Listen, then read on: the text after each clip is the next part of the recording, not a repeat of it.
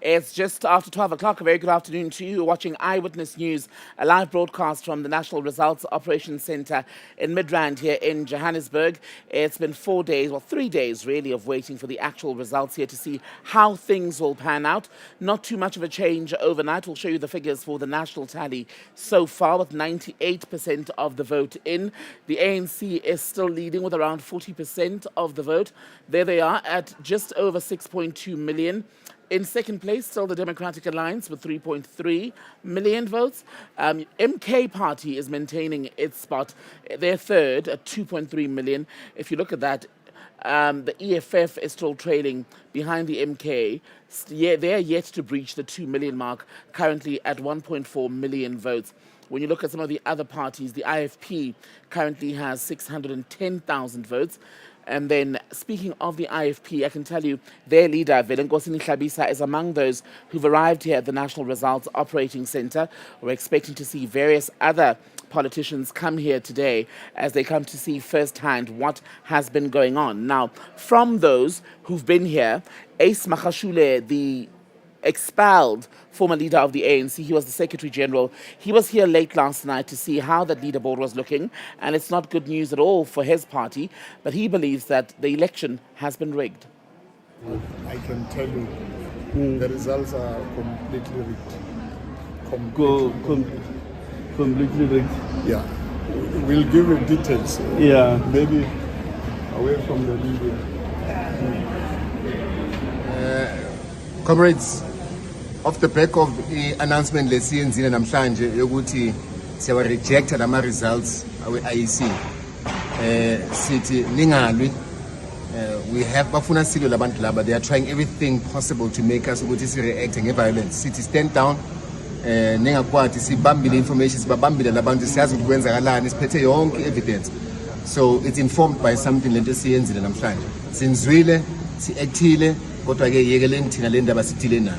Yeah, ninga-react ilento sifuna ukuyisho. Bofuna ukuthi nina wena comrade. High discipline, high moral, so we don't want any form of violence, any plans of any unrest.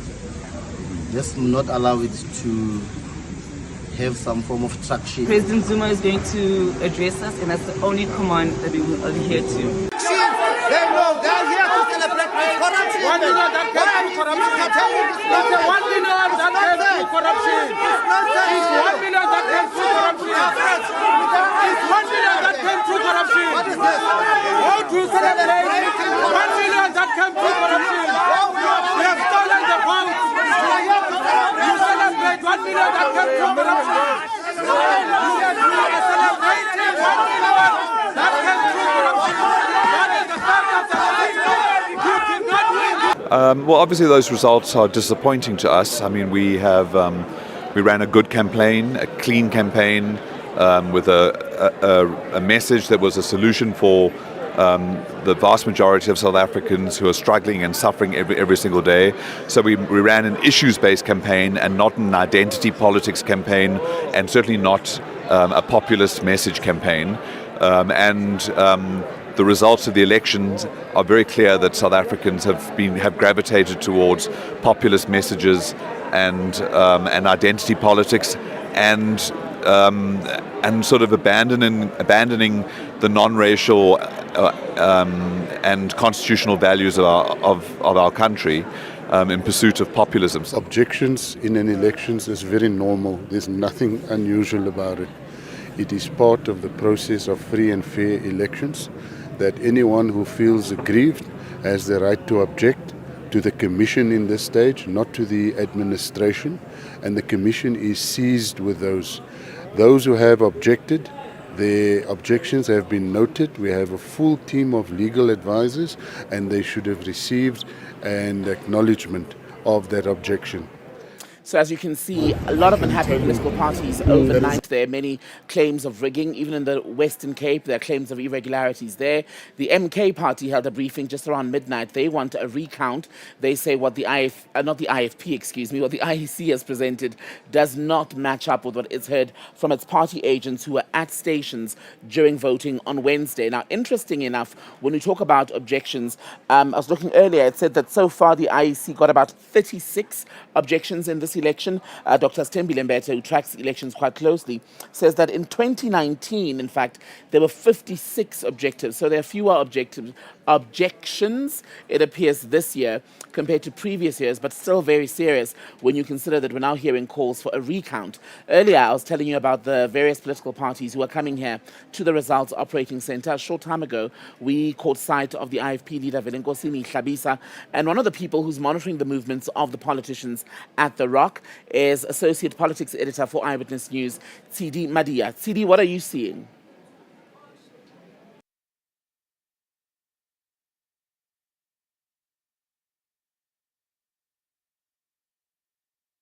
I'm on the floor here at the National Operations Results Center of the IEC. It's almost over. 98.64 of the voting districts have been counted. That amounts to well over 60 million of the valid votes that have been tallied so far.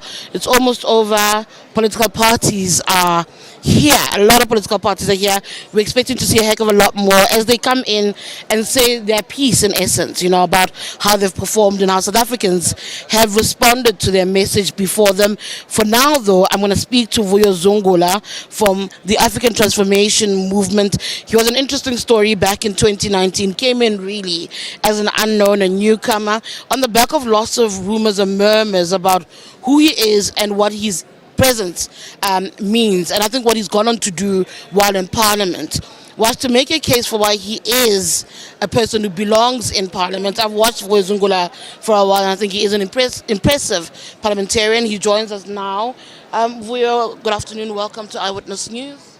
Thank you so much. And firstly, thank you to everyone who has voted for the ATM in the previous elections. Absolutely. I am looking at the scoreboard. 62,182 votes tallied in your favor. Your thoughts about your performance versus how much work, because you launched a manifesto long before everyone. You did the previous year, so you'd put in more work, I think, or longer at least, and that's the outcome. Your thoughts on that? Firstly, as a party, we have retained the seat.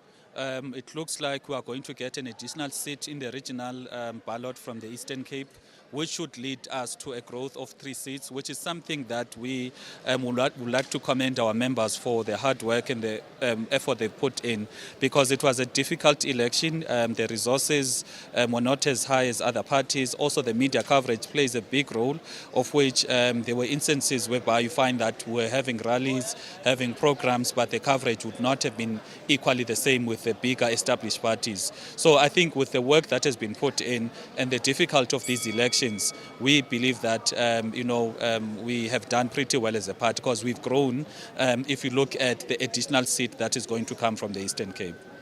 Just to quickly get you in the loop, when you hear that bell ringing, it means there is an update that's happened on the leaderboard, that the numbers will shift somewhere, somehow. As we get closer and closer towards the end of these elections, there will be a declaration of the elections tomorrow, depending, of course, on how the objections, and lots have been launched overnight, have been dealt with by the IEC. Let's speak a little bit about your own thoughts, before I even come back to you, about your own thoughts of how South Africans have voted. It is a mixed bag. I think only 2 political parties are incredibly happy with the outcome. I think the Patriotic Alliance, I think Umkhonto weSizwe are quite happy, but most people have mixed feelings. Your thoughts? Firstly, we hope that what you see on this results board is a true reflection of how people actually voted, because there's instances whereby the result slip is captured by in a VD by the presiding officer. That information that is there does not correlate with what is captured on the system, which gives in to these numbers. For example, there's a VD, it's Solomon Motlana VD in Ekurhuleni, where we as the ATM we got 57. That is what the result slip is saying. But what has been captured on the system is 19. So, and it's not an isolated issue, because Gqeberha is the same thing, and it's not also isolated to ATM. We saw that the Freedom Front Plus, the EFF, and the MK equally has been making similar, issues that some of these result slips are not correlating with what has been captured. So what we've done currently now is to, with the group of opposition parties, to push the IEC to open that we are able to raise those objections, even though the deadline was 9 o'clock in the evening yesterday, because it's only now that we are only getting exposed to all of those things. So we just hope that this will be fixed. By the time the results are finally announced, it will be results that are in line with what the what the result slips are actually saying. I have heard a lot of things about irregularities, a lot of objections. I imagine that you've lodged those objections with the IEC. Your overall take of how the IEC has handled these elections, there were lots of issues at the beginning. I think election day itself, I remember hearing the EFF's Floyd Shivambu saying to me, yes, there are frustrations. In fact, Marshall Dlamini rather, that yes, there have been frustrations, but they didn't feel that it was a crisis point. I remember the last elections, you weren't necessarily happy with the performance of the IEC. Are there any improvements that you picked up on in how they manage the situation, or even the response period from the IEC to issues being raised? Yeah, look, it's been 30 years the IEC has been running elections. Therefore, you would expect that their level of expertise can't be as if they are running elections for the second or third time. And also with these local government elections and the national provincial elections, which makes them being able to conduct more and more elections. Particularly for us, we would think that at a VD level, there's a VMD machine whereby we think that the best case scenario is the capturing of the results to be done at a VD level, instead of taking the result slip, taking it to a higher authority whereby there are going to be changes, because the person that is signing the result slip must account by capturing that particular result slip for that particular VD into the system, which will feed into what's in here. Unlike what we see now, whereby it's been given to either district, municipal, district level, and once that is done, there is no way for that presiding officer to actually ascertain if what they've done at a VD level is what has been captured at a district level. So that is what we think maybe in future should be better. Yeah. But let's speak about the results. You spoke, when I asked you about the results, you said you're not happy about whether or not these are really the reflections of how South Africans have voted. Let's say they are. Okay. Let's give a reaction to your thoughts on what South Africans did. If this is the case, they've delivered a mixed bag of results. Your take on them? Firstly, it is a vote of no confidence in the ANC, from them to be from 57% and go down to 40% as we sit now. So we just hope that whoever becomes government really does improve the lives of the people, because that is what matters at the end of the day, is that any government, regardless whether there's changes here and there, but any government must be a government that will prioritize the interests of the people.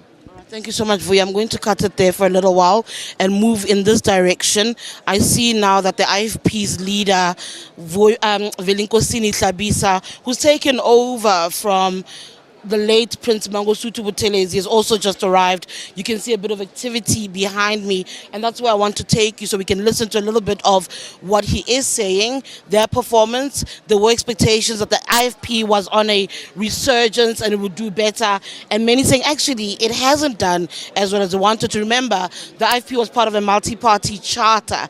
It was meant to be what helps the DA, Action SA, as well as Freedom Front Plus build a government of sorts, and the numbers simply don't connect. They simply don't work out, and that is part of the problem for them. I want you to now go into this crowd and listen to a little bit of what he has to say.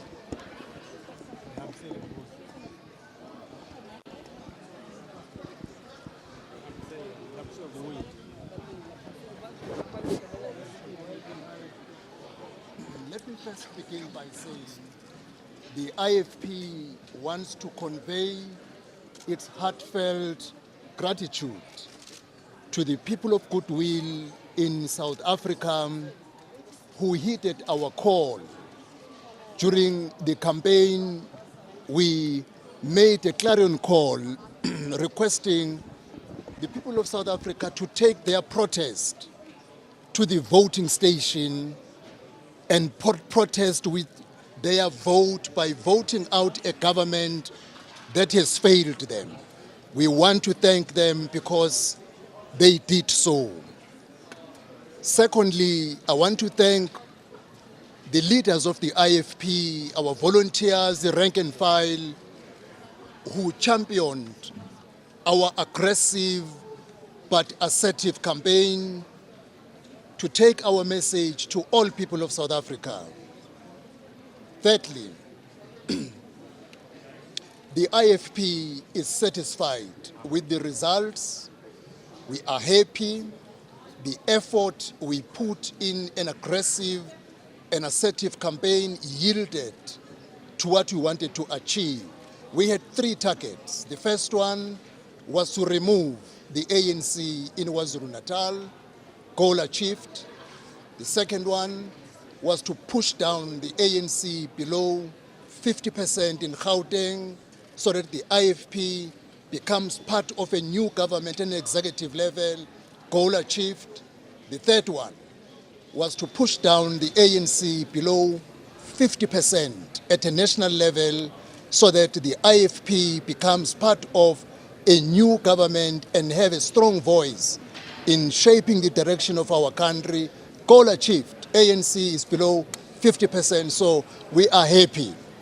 Fourthly, there has been a narrative going around that a new political party, MK, gave difficult time to all political parties, to KwaZulu-Natal, especially to my sister. The truth that is known by all of you, the IFP was not affected by the MK. Now we have exceeded the figures we got in 2019 during national general elections. We have also exceeded the figures we got in 2021, so our base is solid. Unfortunately, it is other parties who suffered severely. The IFP, in terms of numbers, we probably the only party, until I get extra information, that increased its voter base in terms of numbers and also in terms of percentage. The IFP will be going to various legislatures with added numbers than what we had in this term that is ending in 2024. So in terms of the results, we are very happy. And we want to thank the people of South Africa, as I said in the beginning. I also want to convey our gratitude to the media. The media played a crucial role in giving us space, allowing us to communicate the message of hope to the people of South Africa.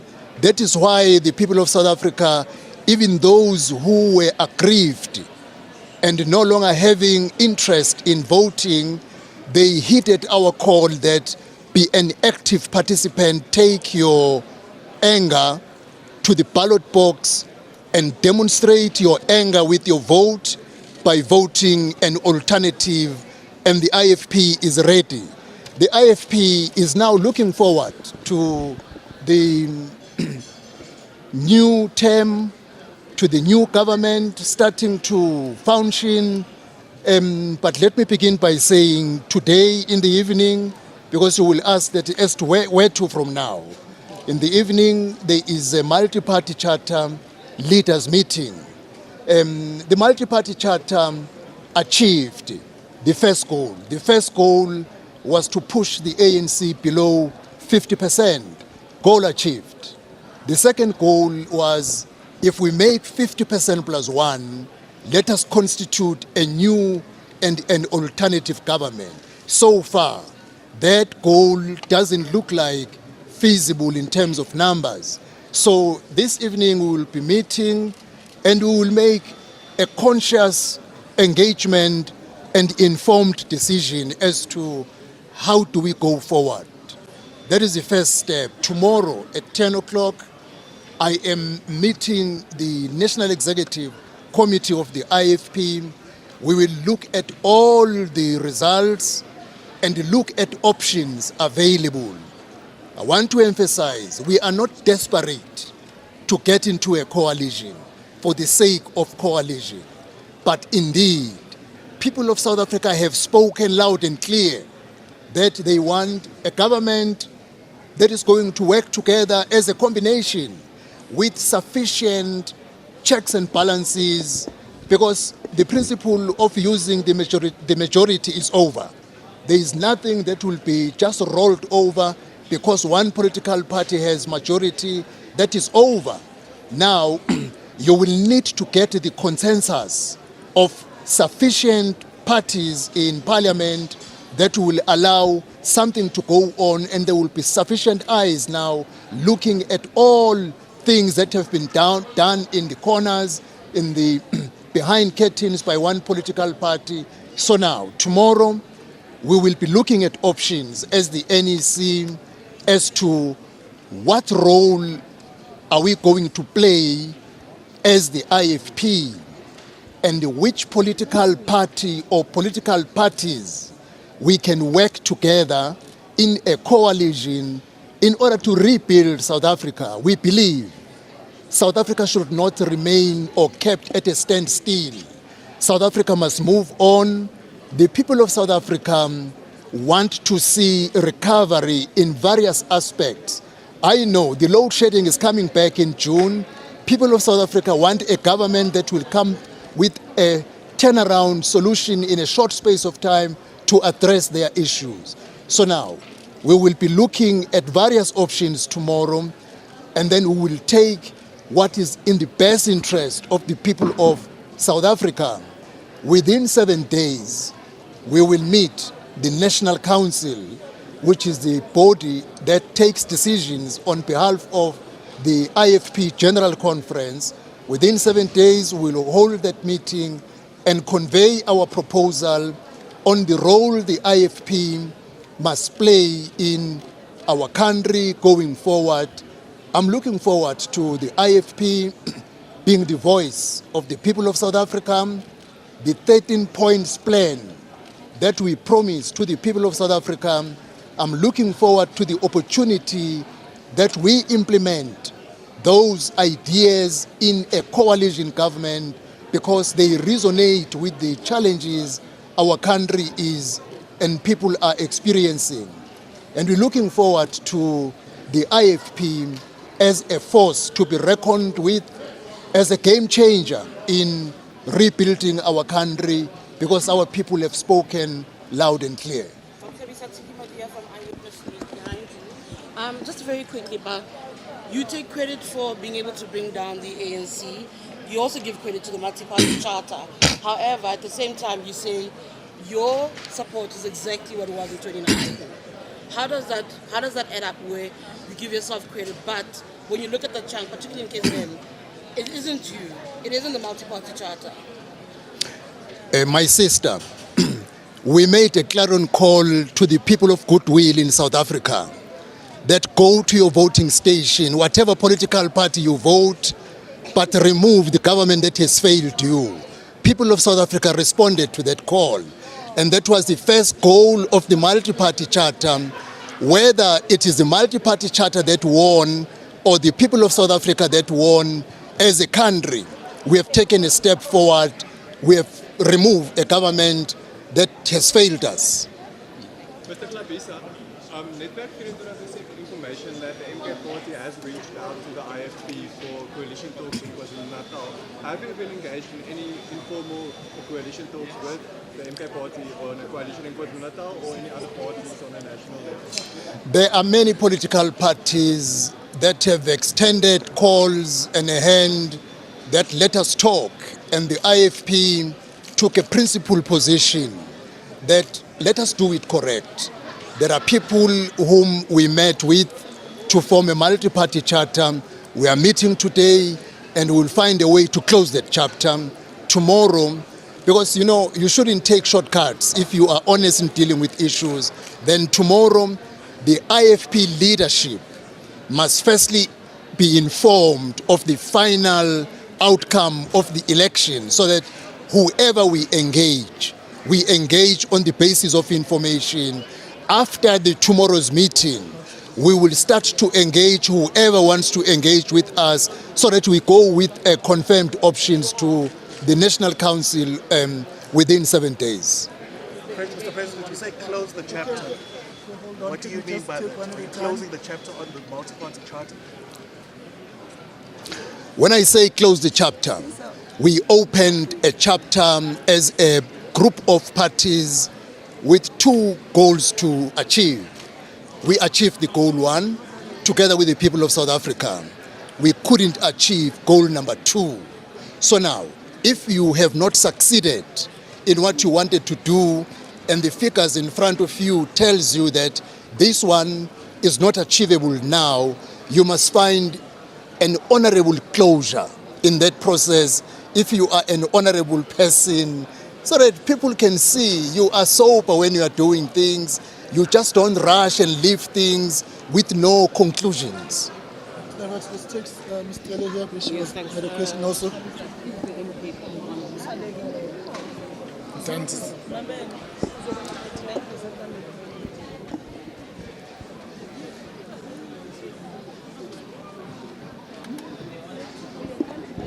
Because I'm waiting for...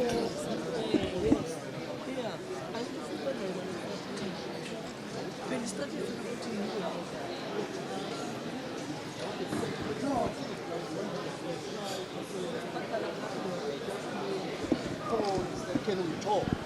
And then we said, can we first inform so that we do not talk over something that is half-baked, not conclusive in terms of numbers. On the question of are we surprised or threatened by the MK, I've said that one at the beginning.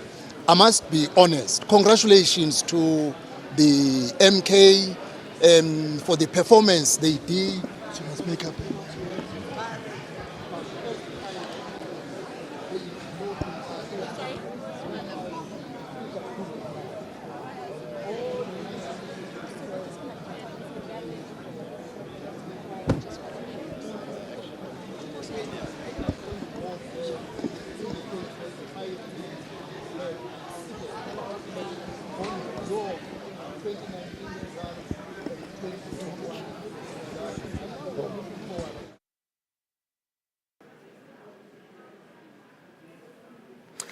Right, you've been listening to Velenkosi Hlabisa, leader of the Inkatha Freedom Party. He's among the politicians here at the National Results Operations Centre, the ROC, as it's called, run by the IEC. We've all been here since voting day on Wednesday this week. Hlabisa saying they're quite satisfied with the way in which the IFP has performed in this election, when you consider that nationally they're sitting at about 610,000 of the votes, with 98% of them having now been declared on the dashboard here at the National Results Operating Centre.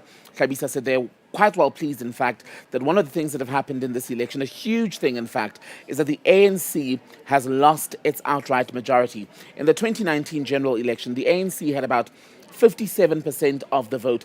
As things stand, with 98% of votes now made public on the dashboard, the ANC appears to have lost up to 17% of that vote, because they're hovering around the 40% mark, which puts them in dangerous territory for a coalition arrangement. I'm still with political analyst Sanusha Naidu to talk through where we are. Sanusha, I was just saying, the issue around the ANC, I mean, from 57% in the last general election to 41, 42% possibly, how do they recover? Good afternoon. I don't know. I think there's a lot that they are digesting, absorbing, kind of just taking in the moment that this is where they are, both nationally and provincially. I mean, even when we look at that board, you know, we're focusing on MK, we're focusing on the EFF, but if we start looking at and dissecting the regional to national, and we start dissecting the provincial, even in those most trusted provinces like Limpopo, like Eastern Cape, like Northwest, they didn't do well. They, you know, where they were in 2019. Supporters down overall. Overall, and even where their strongholds were in rural areas, which they could bank on previously, something turned, something imploded for them. What is that something, Sanusha? Either they didn't pay enough attention, they became too smug, they became too inward-looking, they felt that they were able to continue to wing it, like normally what liberation movements think. They continuously used that identity of the oldest liberation movement in the continent. They continuously looked at that as the kind of anchor to why you should vote for me. What they didn't do is they never read the room at all. They never read the attitudes, the discussions and so forth that people were having, the frustrations that people were having. And so I think when you get to this point, it's not about, you know, people being disloyal to you, it's you not necessarily understanding your electorate. And Thabisa's quite happy with the IFP's performance in KwaZulu-Natal because they've been able to surpass the ANC in KZN, right? Overall, Yeah. at the moment they're second to the MK party, Jacob Zuma's Mkondo Wesizwe party, which, by the way, is still in top position in KZN, even though they want a recount of ballots in this election. Why did the wheels come off so spectacularly in KwaZulu-Natal when you consider that the ANC, as long ago as a year ago, they were already saying that the PEC in that province needed help, right? Yeah. They were going to shore up the presence of national leadership to go in there and try to convince the people of KZN that the ANC remained the party that would do best by them in terms of government. Why did that not work? Well, I think at their own peril. They just never allowed themselves or didn't give the kind of support to the PEC. And the more important thing is they kind of took a scorched earth policy towards KZN. Like, let's keep, if you look at the 2017 elective conference, you kind of understood that there was a very tipping point that emerged there with David Mabuza and how he came in as the kind of the unifying vote in that. Once you start seeing that happen, then you have to ask yourself, why is it in 2022 and bizarrely this elective conference ends in 2023? There's no people from KZN in the top 7. And of course, your leadership in KZN is also problematic. You also have to realize your leadership acts in a very disruptive way. You can't basically go and do what you do to the Prime Minister, to the Amazulu King. That has caused a lot of tension. And one of the things that Jacob Zuma is very good at, he's a traditionalist. And remember, KZN is also the heart of the ANC in terms of its formation in 1912. And that's something that you don't forget. So this tension has been building for a while and is very much part of the fact that the ANC, the current ANC rather, kind of just never took it seriously. They thought they could keep using the tactics and keep trying to push this province further and further down. So is the point that you're making then, especially where KZN is concerned, the same one that Helen Zille was making about the performance of Mkondo Wesizwe in KZN? I think Musi Maimane also said the same thing today on the floor of the IEC Results Centre about ethnic leaning, as they've phrased it, in how people vote, i.e. they say people in KZN where the majority is black and people speak isiZulu, they are Amazulu. Patriotic Alliance, they say, you're seeing more coloured people choosing to vote in that way. Does that lend itself to that? I think if you want to drum it down to that kind of aesthetics on this issue, then you can do it. I'm a bit more cautious. I think there's a particular issue of why people felt excluded under the Ramaphosa presidency. So is this then a direct comparison, what we're seeing in these results, the success of the MK, the losses suffered by the ANC, a direct comparison of the popularity, the appeal of Cyril Ramaphosa versus the appeal and popularity of Jacob Zuma directly? Well, it's a big question to answer, right? Because we always saw Ramaphosa as having that appeal greater than the party, but he always had to be within the party. Whereas now you're actually seeing that appeal of Zuma extending beyond that. Somebody who says, I can be a president of one party and still remain a member of the party that was my soul. And I think that is just so curious. And bizarrely, the ANC allows it to happen. Well, they said yesterday when we spoke to them that they would continue, in fact, with his disciplinary proceedings in relation to that. Sanusha, thank you. Let's pause it there for now because I want to direct you back to that board. This is how the figures are looking as we approach lunchtime. The ANC still sitting at about 6.3 million votes. You've got the Democratic Alliance holding on to their 3.3 million votes. And the MK party, who we've been talking about, the bells of the ball, it would appear, at about 2.3 million, the biggest success story from the election. By the way, we're yet to hear what's going to happen with that call they made in the briefing last night, saying that they don't believe that these votes are legitimate and that the process does not tie up with what they've been told by their party agents who are at results centres. The EFF has remained fourth. They've lost their third position in terms of the national picture at 1.4 million. IFP, 610,000. They are fifth, I think, overall. Action SA are doing slightly worse than one would have expected. They're sitting at 181,000 votes. The Freedom Front Plus holding its ground somewhat at 212,000 votes nationally. Now, some of the newcomers who'd managed to draw a lot of attention, a lot of chat around how they would do. Let's look at how Rise Mzansi, led by Songozo Zibi, is doing. They've got 64,525 votes. Musima Imani's Bossa, also not a runaway success in this election. They're about 62,000 votes so far. The ACDP, 92,000 votes. Look at that. The other parties that are worth noting, Shiluba, that party is led by a former DA mayor. Bongani Baloyi was mayor for the DA in Midvaal. He was praised there for a clean record. But that has not resonated with voters nationally because he's only got about 2,400 of the votes so far. Colleen Makubela Sara, they're not doing all that well either. They're sitting at just about 4,600 votes. Azapo, one of the older parties whose performance has continued a slide in multiple elections, they've only got about 18,000 votes. So you see them there. Congress of the People, not a great showing either for them, with 98% of the vote in. COPE only has 13,800 votes. Well, let's talk about the ANC because they are the party that has big decisions to make in the coming days. And a lot of bartering, we expect, will likely happen if it gets to that point. The leaders of the party are being called to various media stations here at the National Results Centre.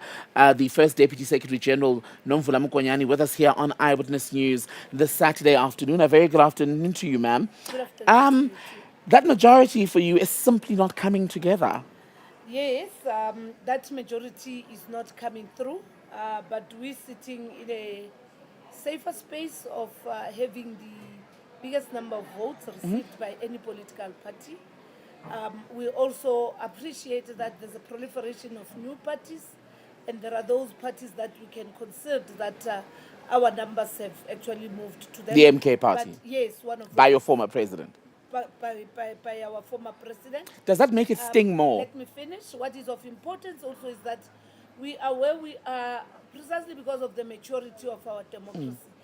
There is no country like South Africa that in its 30 years, led by the ANC, could have just easily allowed a situation where you have so many parties and individuals and come back and say it is worth the sacrifice. It is worth the sacrifice because of importance is that South Africans are actually having a wider choice. Does it sting more that people would take their vote away from the ANC to vote for a former leader, ultimately? Because this is a record poor performance for the ANC. It's not even with us alone, because if you look at the numbers, there are other parties that have also been affected by the emergence of this new party.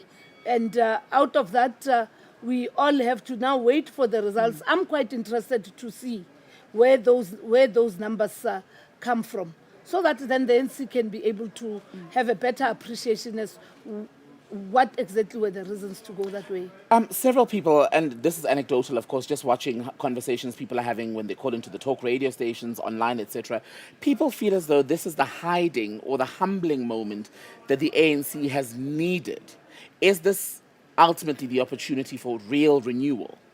This is exactly a path that demonstrates that the ANC is on a renewal journey, a journey that indicates the fact that we have to appreciate that the era of majoritarian has come to pass. And I'm sure South Africans, also including yourself, need to also look at how elections globally are actually taking place and what the voters are coming up with. You know, just recently, how long it took for Germany to constitute a government, how the stable democracies have actually come from the Nordic countries and the Scandinavian countries.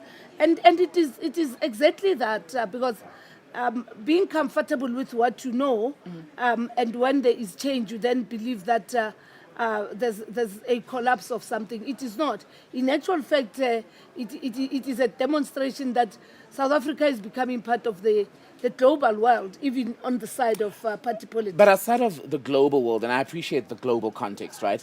The ANC has, throughout multiple elections from 1994, enjoyed overwhelming support, where even the opposition knew that they would not be able to unseat it in the way that now there's a possibility that if someone else, let's say the DA, is able to cobble together something, they might be able to take control of national government.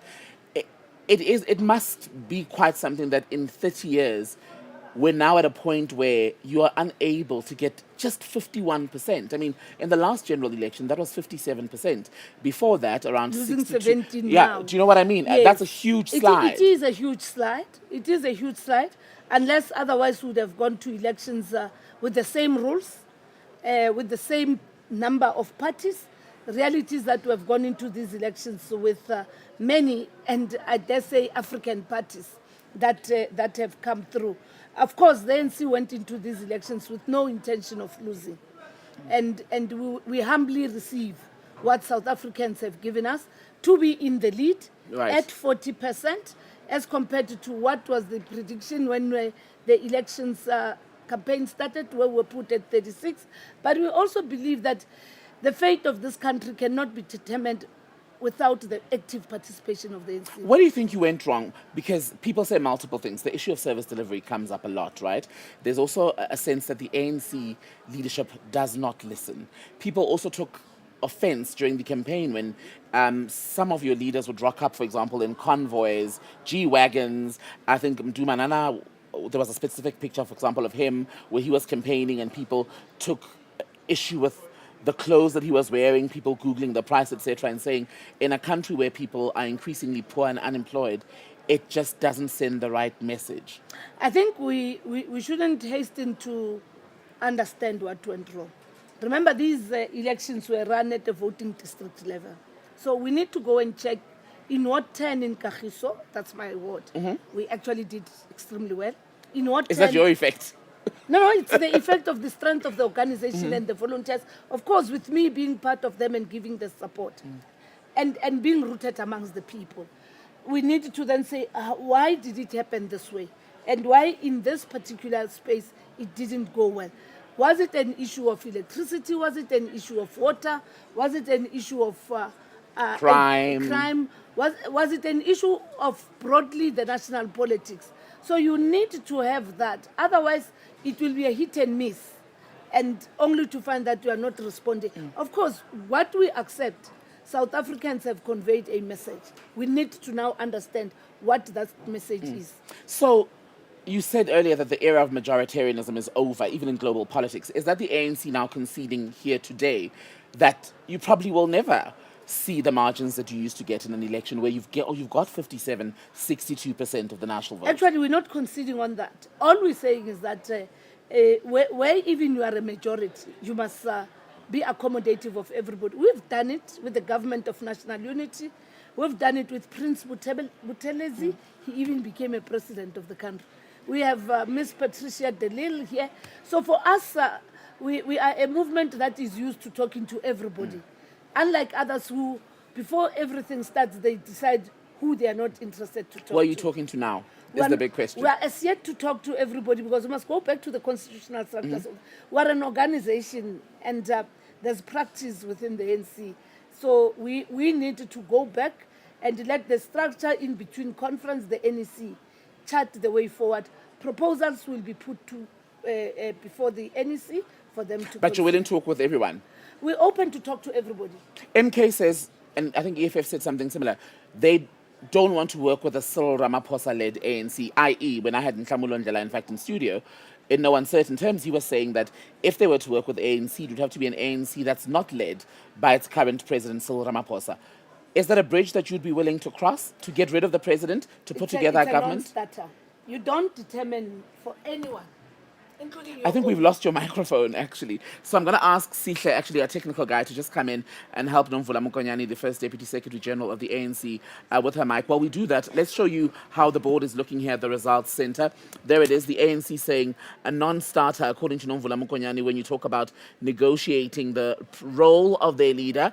They're sitting at about 6.3 million votes as things stand. The reality is they do have to negotiate. So we'll talk in a moment, once we've managed to sort out her microphone, about the non-starters and the issues where they are willing to make concessions. If you hear them in the background, that's Nomvula Mokonyane and Kayleen, one of our ladies behind the scene here, just making sure that we're able to hear her. Perhaps the mic falling off, a reflection of the state of the country this weekend. I don't know. No, actually, the fun of the mic is that this is not a mic that is sensitive to women. It's not women friendly. You see, because they expect you to have hair like mine, right? That's a problem. It's a man's world. Let's talk about this. The idea that the EFF and perhaps more in a more pronounced way, the MK would say they don't want a Ramaphosa-led ANC. Would you ditch him to get a coalition? We're not so desperate to an extent where we undermine the mandate of the members of the African National Congress. Members of the ANC elected President Cyril Ramaphosa. Members of the ANC resolved that the president of the ANC shall be a president. Members of the ANC have got constitutional structures, and it does not actually have to be a decision that we make for expedience. We'd rather sit on the other side of the table. Globally, though, we're seeing it happen where in other countries, leaders who fail to lead their parties to a majority take the decision either by persuasion or on their own to resign. Yes, we've not done it. Would you convince him to stay if he said that? He has to stay. He must subject himself to the organizational discipline. He didn't come from Ramaphosa in Shawela and become the president. There was a robust process to elect him, and I think he must respect the ANC. So if that's a bridge too far for the ANC, the ditching of your president, let's say, to work with MK or EFF, that leaves you with the DA. They've never come to us. And that's why we say, allow us to go to the structures of the ANC, and we will then engage based on the mandate that we have been given. They've not even come to us to tell us this. It's straight gossip for us, and it's something that they also have to be sensitive about. You can't want to determine who becomes part of my family and decide that you want to take somebody out. That I think it's actually below what they are worth. And what are your thoughts on consequences for a leadership, which you are part of, that ultimately has presided over an ANC that's performed at its worst in 30 years electorally? There's no policy like that in the ANC. You're talking about global experience. We were also looking at that because we hear everybody wanting to determine what the ANC Yes, some are saying they must actually just resign. Listen, it's people who hardly understand what leads to a party leader decide. It's within their policy because they run presidential elections. We didn't run presidential elections. We were running contestation by political parties. I think it's so wrong and insensitive of them. We would even be asking them, remember, the only people that have got new numbers, it's the MK party. The EFF has done dismally bad. Look at where they are now nationally. So they can't have that audacity. I think it's cheap politics. Cyril will be a Cyril Ramaphosa leading the African National Congress until the time comes in the ANC to go for the next conference and ensure that we have another leader. What is frightening about the prospect of a national coalition for many of us as South Africans is what we've seen as far as the bad examples in the metros. I know there are smaller municipalities where coalitions work, but it always appears that where there's more at stake in terms of money, position, rank, the politicians simply don't put the people first. Ekurhuleni, Tshwane, Johannesburg, all of them filthy, all of them in a shocking state, especially since coalitions became more frequent. That's why we would want people like yourselves to communicate that and insist that whatever relationship exists, it must be a principled relationship. John Steenhuisen, I think, suggested that we formalize it and there be some sort of legislative framing of what they Remember, become. there was a process that was started by Deputy President Paul Mashatile. Yes, in Cape Town there were those meetings. In Cape Town, yes. They were in Cape Town because Parliament is in Cape Town. So what we need to look at are those principles. Key in them is to make sure that the stability. All of us have actually observed these bad coalitions. So there must be stability within government, but also in the country as well. Secondly, there must be respect of the constitution of our country. And thirdly, there must be an appreciation that we all have been given a particular number of votes by the electorate, and that must actually be taken into account. Let's talk about the integrity of this election, because that's been called into question, especially in the last 12 hours or so. MK says they don't believe these are the real results. In fact, they want a recount because their party agents have given them a different version to what the IEC has presented.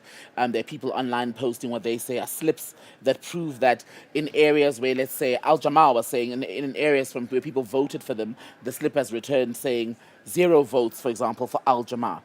Has this election been credible? These elections have been very credible because even with these objections, it is because of a system that helps everybody to look at the results. And in it, later today, all parties have a right to go and present their disputes. With the IEC, because you're all meeting today. Yes, there was a meeting this morning. So there is also a check and balance process. So the MPC met, and the MPC will meet, and then with a situation where the dispute has a material bearing on the results, the commission then will take a decision.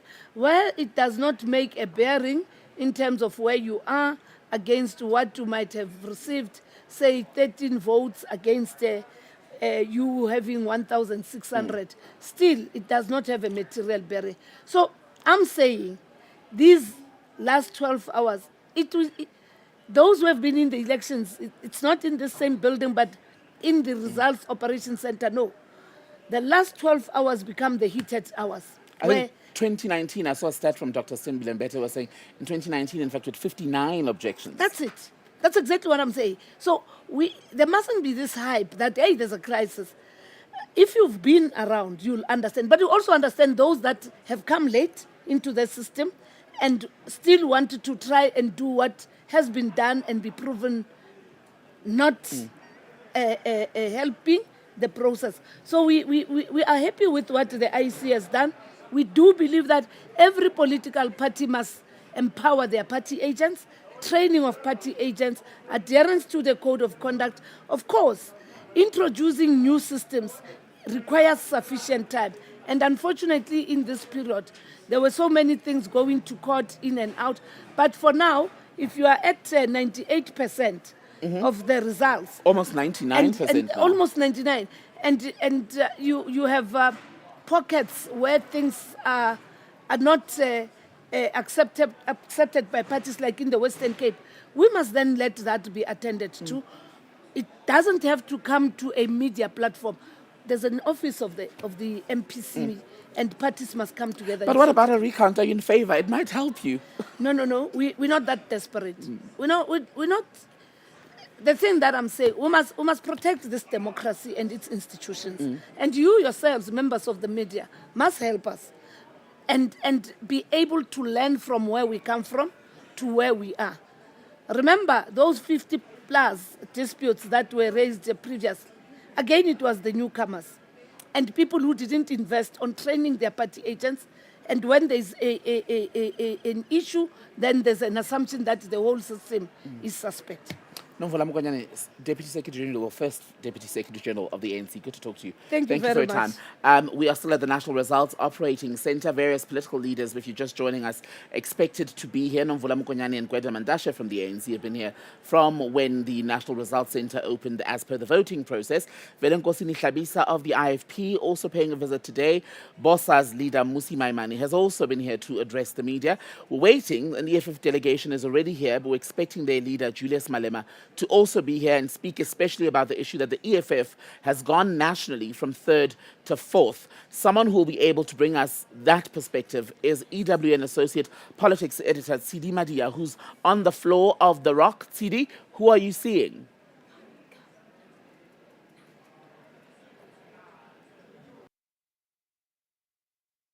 Okay, I don't think we've got CD just yet. We'll just stay with the board and see what results we can show you. At the moment, that was the national board. I want to see if we can get a picture of what's happening in the Western Cape and various other areas. While we do that, we'll also bring in our political analyst, Sanusha Naidu, to talk to us, the various political leaders who are here. Ace Makashule is also here. I see him actually just outside our studio. He and Nomfola Mukonyani will have been long-time comrades. So let's see. She's walking out. I think he's about to come in to possibly chat to us. He's not very happy with the way in which the electoral process has worked so far.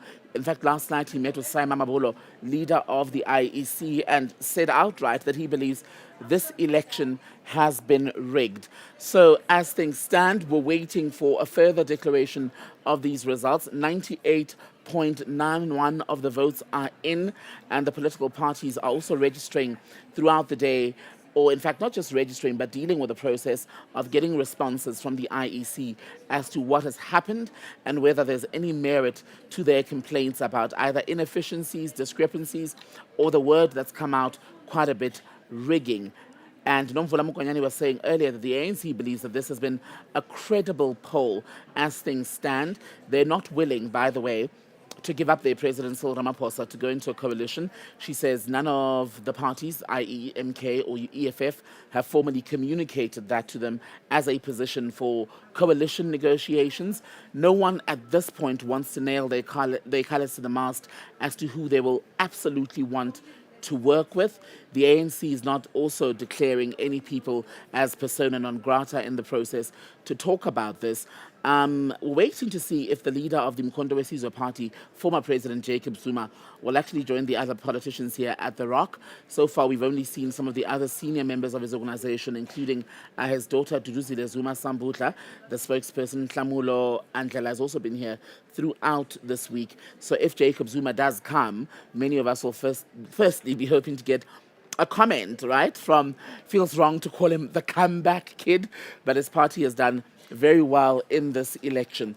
As I said earlier, I spotted outside Ace Makashule, who, after being expelled from the ANC, was able to contest this election nationally. He's with me now in studio, just trying to get hold of his cell phone. Mr. Makashule, a very good afternoon to you. Thank you for coming in. My brother, yesterday you so were much. Telling the head of the IEC, Saima Mabolo, that you believe this election has been rigged. Why do you believe that? I believe that because I based my story on facts, not on hearsay. On election result slips, on the videos we captured in various areas or towns in the Free State, the results in Gauteng, in the Vaal, in Vosloorus, in Brandfisher, some results in Northwest, where our people signed affidavits. Too much in the Free State. What do they say happened? What exactly is the basis of the unhappiness? No, let me tell you, in Velkom, there is a VD there at the school where the ANC gets 49 captured, sign off. When they punch the numbers into the system, the ANC is more than 600. It's no more 49. It's factual. It comes from the election result slips. We have got a video for you here. Where, from Velkom?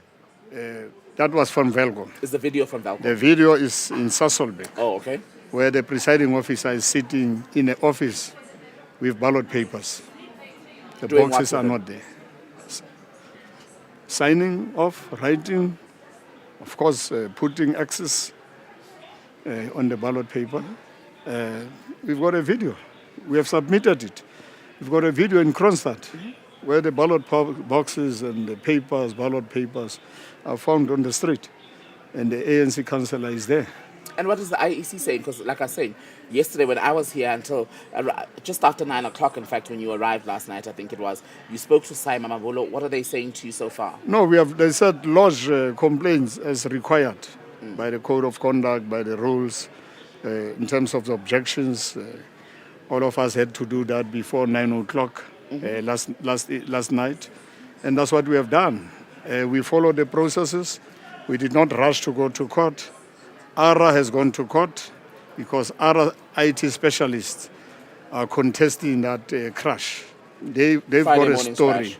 They've got a story to tell. With us, it's facts. Where ex-staff members voted in 4 ways in their station. Our staff members, our leaders, the vote there is zero act. These are our leaders of the party. These are my kids who voted there. And the videos, because whenever video comes around, right, sometimes there are videos that are accurate and then there are videos that are old, for example, that people bring about. You are absolutely certain, am I right, that these are videos from this week? When you hand over the video, the police can even investigate. That's what they do. Right. They look at the originality of the video. They look at who does it belong to. They will investigate. They'll go to the person who took the video and verify everything. Your party, I'm just looking now at the national list of these results. You're sitting at about 18,000 at the moment, 1.8. What would be an acceptable result for you? No, we are more than that. We know. For instance, as the party, we have more than 500 and almost 600,000 members, card-carrying members of active for that matter. Number two, our lawyer says there's no way you can collect more than 120,000 signatures of your supporters who made you to contest elections. And out of 120,000, if you can't say all those people, 120,000, only 18,000 of them. Could it be that they changed you their don't minds? even talk about... No, there's no way. Because I'm asking you because, for example, I know, like Musi Maimane and Songezo Zibi, they also had people talking about their party. They got the signatures that they needed, and people were saying, we're going to vote for you. But when you look at their performance, it's not great either. So could it be that you're all in the same boat? That's why we want the recount. The only thing you can prove whether we're lying, whether we are factual, is by giving us a recount. And fortunately, the recount is almost more than 20 parties who now demands a recount. The likes of Freedom Front, they want a recount because in one station where they know that their results were 250, it's also zero. So it's not us just saying, picking You're up. not the only party. We that's are unhappy. not the only party. So if we're expecting these results, by the way, to be declared tomorrow around 6 p.m., if the IEC goes ahead or tries to go ahead with the announcement tomorrow, will you try to block it legally? We have that option. We are allowed by the law, by the Constitution, by the Electoral Court to do so. We might actually follow ARA. We are in contact with other parties. We don't want to be seen to be spoilers. I think almost 11 parties. But I can see now the number is increasing. UDM and others and MK. So you would all go as a group to court? That's what we're actually discussing as an option. How soon we have might not we yet. expect the We have not finalized that. We are going to engage during the day. We'll be 'Cause there's engaging less and than deciding. just about 24 hours before the announcement happens. We had to follow the processes so that when we go to court, we say we have exhausted whatever avenues we had. So that to South Africans, in the eyes of all our people, we don't want to be seen as spoilers. Is a recount the only way to address your concerns? What else can the IEC do? That is the only way. I can assure you, in the Free State, votes it's factual, they've been rigged. Is it just in the 3 towns? I think you said Sasolburg, No, Welkom, all and over. Kroonstad. All over. I can tell you, in Bloemfontein, Mangaung, there is no way out of 134,000 we'll get 800 people. It can't be. So do you think you were the target of the rigging? We your party? were the target. Absolutely. We were the For target. whose benefit? For the benefit of those who know. Who are the people who know? the enemy of our people. Who's that? You must actually analyze and decide. No, I'm asking you because if you're talking about the enemy of the people, that means you know the enemy of the people, so you should tell us. No, I want you to, as a journalist, I want you to do your groundwork. I want you to look at the results. I want you to look at our complaints and put yourself in the IEC position and say, if I was IEC, this is how I was going to resolve this. It's not one incident. It's not two. It's not three. You're It's saying not it's widespread. four. Widespread. Almost all towns. Okay. Ace Makashule, leader of ACT, will talk to you. We'll see as soon as... what was the last thing the IEC said to you? They're going to investigate. When do you expect feedback? Well, we have signed, all of us, we have signed to say we want a recount. You signed this morning, 22 right? parties, yeah. And has there been feedback after you sent that letter? Not to the yet. IEC? Not yet. No, we met the IEC. There was the multi-party meeting this meeting, morning. And yeah. what was said in the meeting? All parties said we need a recount. And the IEC said? The IEC have not yet responded. They have listened to us, and we'll take it from there. Have they told you when they'll give you feedback? Not yet. Okay. It's Makashule, really good to talk to you. Thank you so much for your time, leader of the ACT party. Among those who don't believe that this process, the electoral process this year, has been run in a proper way, allegations of rigging, as you were hearing, especially in parts of the Free State that he believes have disadvantaged his party in particular. Later, we'll try to get a scan of what's going on in the Free State. I think the ANC is still maintaining its lead there, even though they are down from previous elections, because that was always one of the clearer strongholds. We're showing you now a shot of the floor here at the National Results Operating Centre, where the various political parties, their leaders are continuing to arrive to either, as you were hearing, lodge those objections, as the likes of Ace Makashule's party have done, and the MK party, etc. The UDM, also not unhappy with certain things they say have not been done or not been done properly during the time of the election this year. So as and when the IEC is ready to give us a proper set of, I don't know, feedback, shall we say, we'll be able to bring that to you. In fact, the Eyewitness News team will also be chasing people to respond as far as the IEC. If they don't hold a briefing, we'll try to bring them to our studio so we're able to give you something better as far as feedback. Let's talk more about results. Keep this board up for us. I want to look at Mpumalanga. Interesting things happening in Mpumalanga at the moment. When you look at how things are going, the ANC is sitting at about 582,000 votes. Bossa, that's Musi Mamani's outfit, at 2,700. You've got the MK party in, excuse me, I'm looking at Limpopo now, I'm getting my boards confused. When you look at the situation in Mpumalanga there, the ANC is at 582,376, Bossa 2,755, pardon me, the DA 135,000 votes. The MK party is also doing well in Mpumalanga. We're just not able to show you for some reason because I don't think we've got a proper shot of the board so that we can show you how MK is doing in Mpumalanga. So maybe once we're able to shift that, what I can tell you, though, is that MK is doing well in Mpumalanga. Mpumalanga and KZN are the two provinces where Jacob Zuma's party is doing quite well. They are third overall nationally. The only people above them are the ANC and the Democratic Alliance. The EFF still looking to reach the 2 million mark nationally. Let's have a look at the picture. In Limpopo, shall we, for the moment? The ANC is upward of 1 million votes in Limpopo, as you can now see there. The DA at 83,000. The EFF is said to be the official opposition in Limpopo based on these results. They've got 197,000 votes. And speaking of the EFF, their leaders are also here at the National Results Operating Centre. I promised you earlier that I'd show you how the MK is doing in Mpumalanga. There they are. 191,130 votes. So they would be second in Mpumalanga because the ANC is first at 582,000, then MK at 191,000, and the DA at 135,000 votes so far. We'll continue to run through the various provinces. I also want to tell you that Julius Malema, leader of the EFF, is just arriving here at the National Results Operating Centre. So once we're able to give you a clear shot, we will show him to you. But Julius Malema is arriving at the National Results Centre. He is flanked by Dali Mpofu Advocate Dalimpofu is also here with him. Veronica Mente is among the delegation. The EFF's Marshall Dlamini, also part of the delegation, as is Thembekile Mrototo and the EFF Deputy President Floyd Shivambu. They're all coming in. They're making their way. There they are.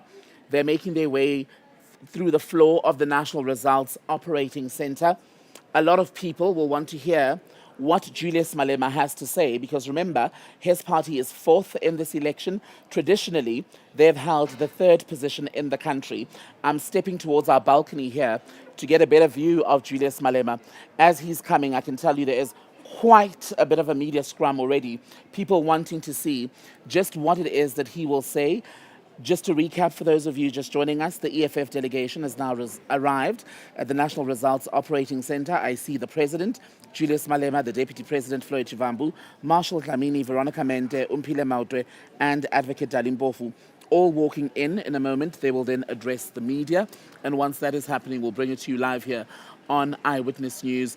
All the parties are going in the same direction, which is where the briefings are held here on the floor of the National Results Operating Center. Sanusha Naidu, our political analyst, will also be with us as we wait to hear how Julius Malema will reflect, if you will, on the results that the party has managed to achieve so far. There's around 1.4 million of the votes, with 98% of the tally now in.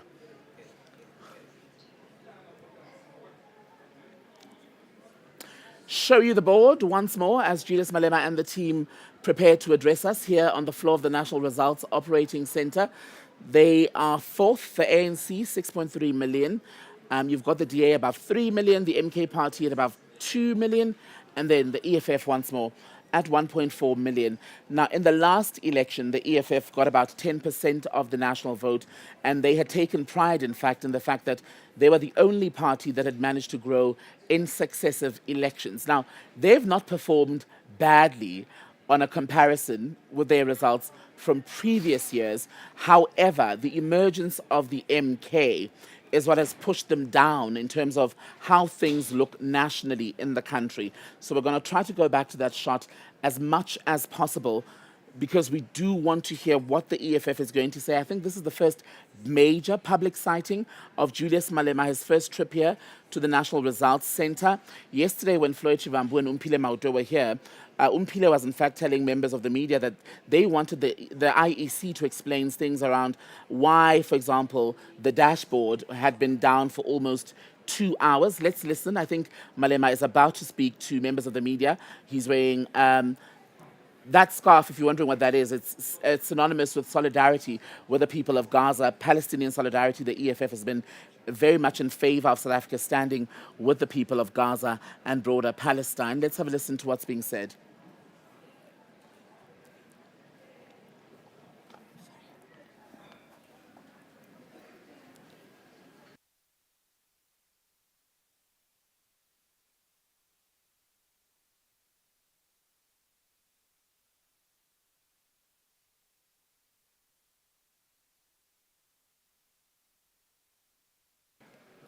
Apologies for that. We can't seem to hear what Julius Malema is saying. Let's see if we can get that audio up. I'm hoping we can, so you don't have to listen to me. You can actually hear from the actual politicians here on the ground or the floor of the National Results Operating Center, the team frantically working to sort that connection out for you. So as soon as Julius Malema starts to speak, I will gladly shut up so we can hear his reflections. There's Marshall Dlamini, seemingly giving a briefing to the leader of the EFF, because Marshall and the others have been here from Wednesday actually watching the results as they trickled in. But at the moment, Floyd Shivambu, there it is. Looks like he's about to open the briefing. I'm not sure why we've lost that shot. I'm hoping we can return to it so we can tell you what is being said actually. Anyway, if you're just joining us, there are two people we've already been able to actually speak to today. The ANC's first Deputy Secretary General, Nomvula Mkonyane, was here in our studio, and she was saying, for example, one of the things the ANC is not willing to move on is the suggestion, the demand, if you can call it that, by the likes of the EFF and MK party that if they were to coalesce and form a national government together, they wouldn't want a Ramaphosa-led ANC, whatever that means. But the ANC is simply not willing to dump its leader for a coalition, according to Nomvula Mokonyane. Malema is now speaking to Velenkosini Hlabisa, leader of the Ingata Freedom Party.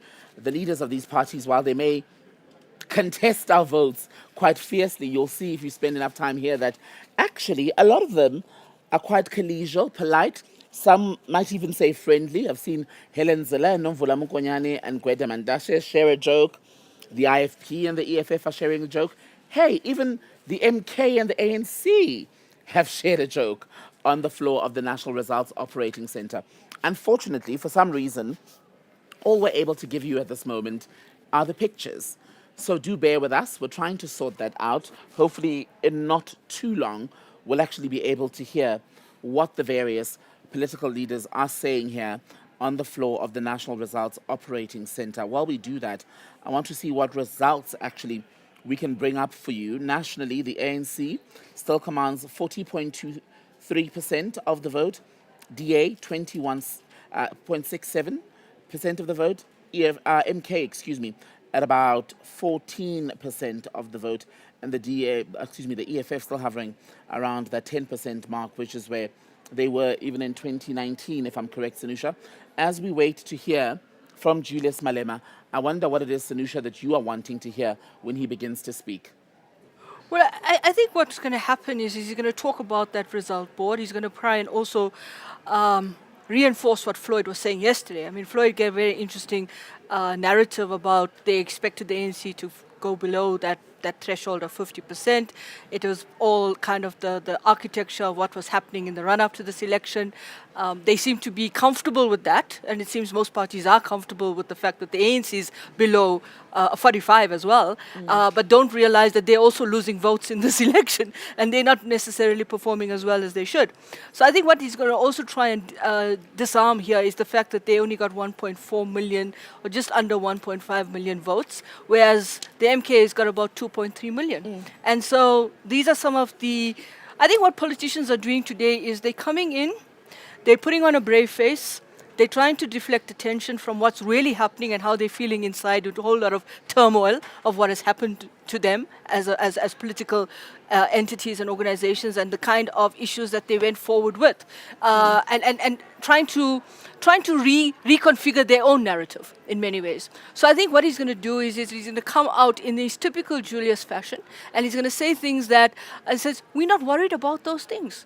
We're not worried about the fact that we are not where we were in 2019 is where we're not in 2024. For instance, one clip that people have dug up in the last 24 hours is one where Malema was saying, we're not worried, I think, about KZN, because they were asked a lot about KZN, where it's basically been a bit of a clean sweep from the Mkondo Wesizwe party. When you look at KZN, they are now set to become the party of government in KwaZulu-Natal. The IFP is second in KZN. ANC, I think, is third. And the EFF has fallen further down in KZN. Is that a huge loss for them? Well, I think their constituency is mainly those migratory voters. So one of the things that's very interesting about them is that they bank a lot on your students at universities, SRCs. Remember, in the last couple of years, they've been doing really well in winning SRC elections. But remember, SRC elections is not like the real thing that you see here. It's a different kind of ball game. It's a bigger theater of play.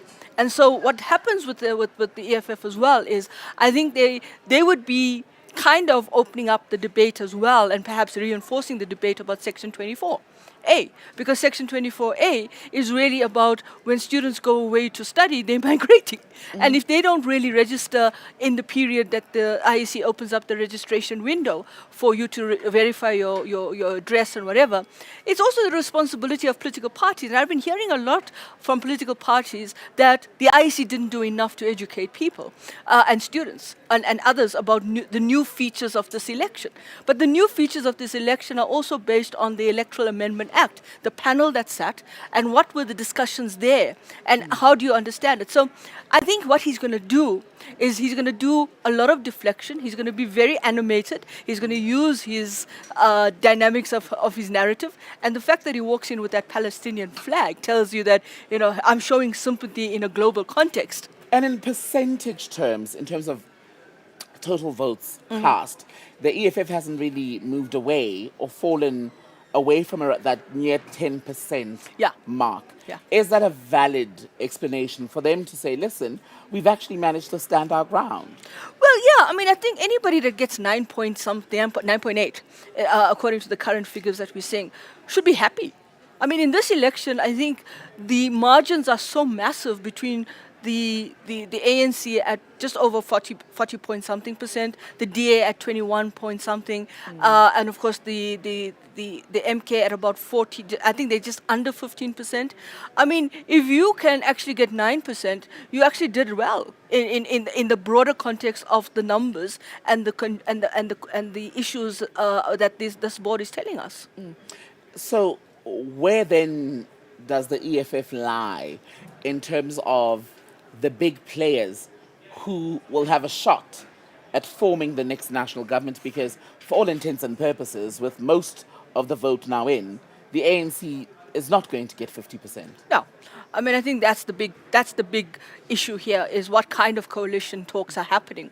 You see a lot of cordiality on that main floor, smiles, and a lot of jokes and a lot of kind of banter that goes on between these individuals. Banter's good in a stressful situation. Yeah, I think they all are de-stressing in one way or form.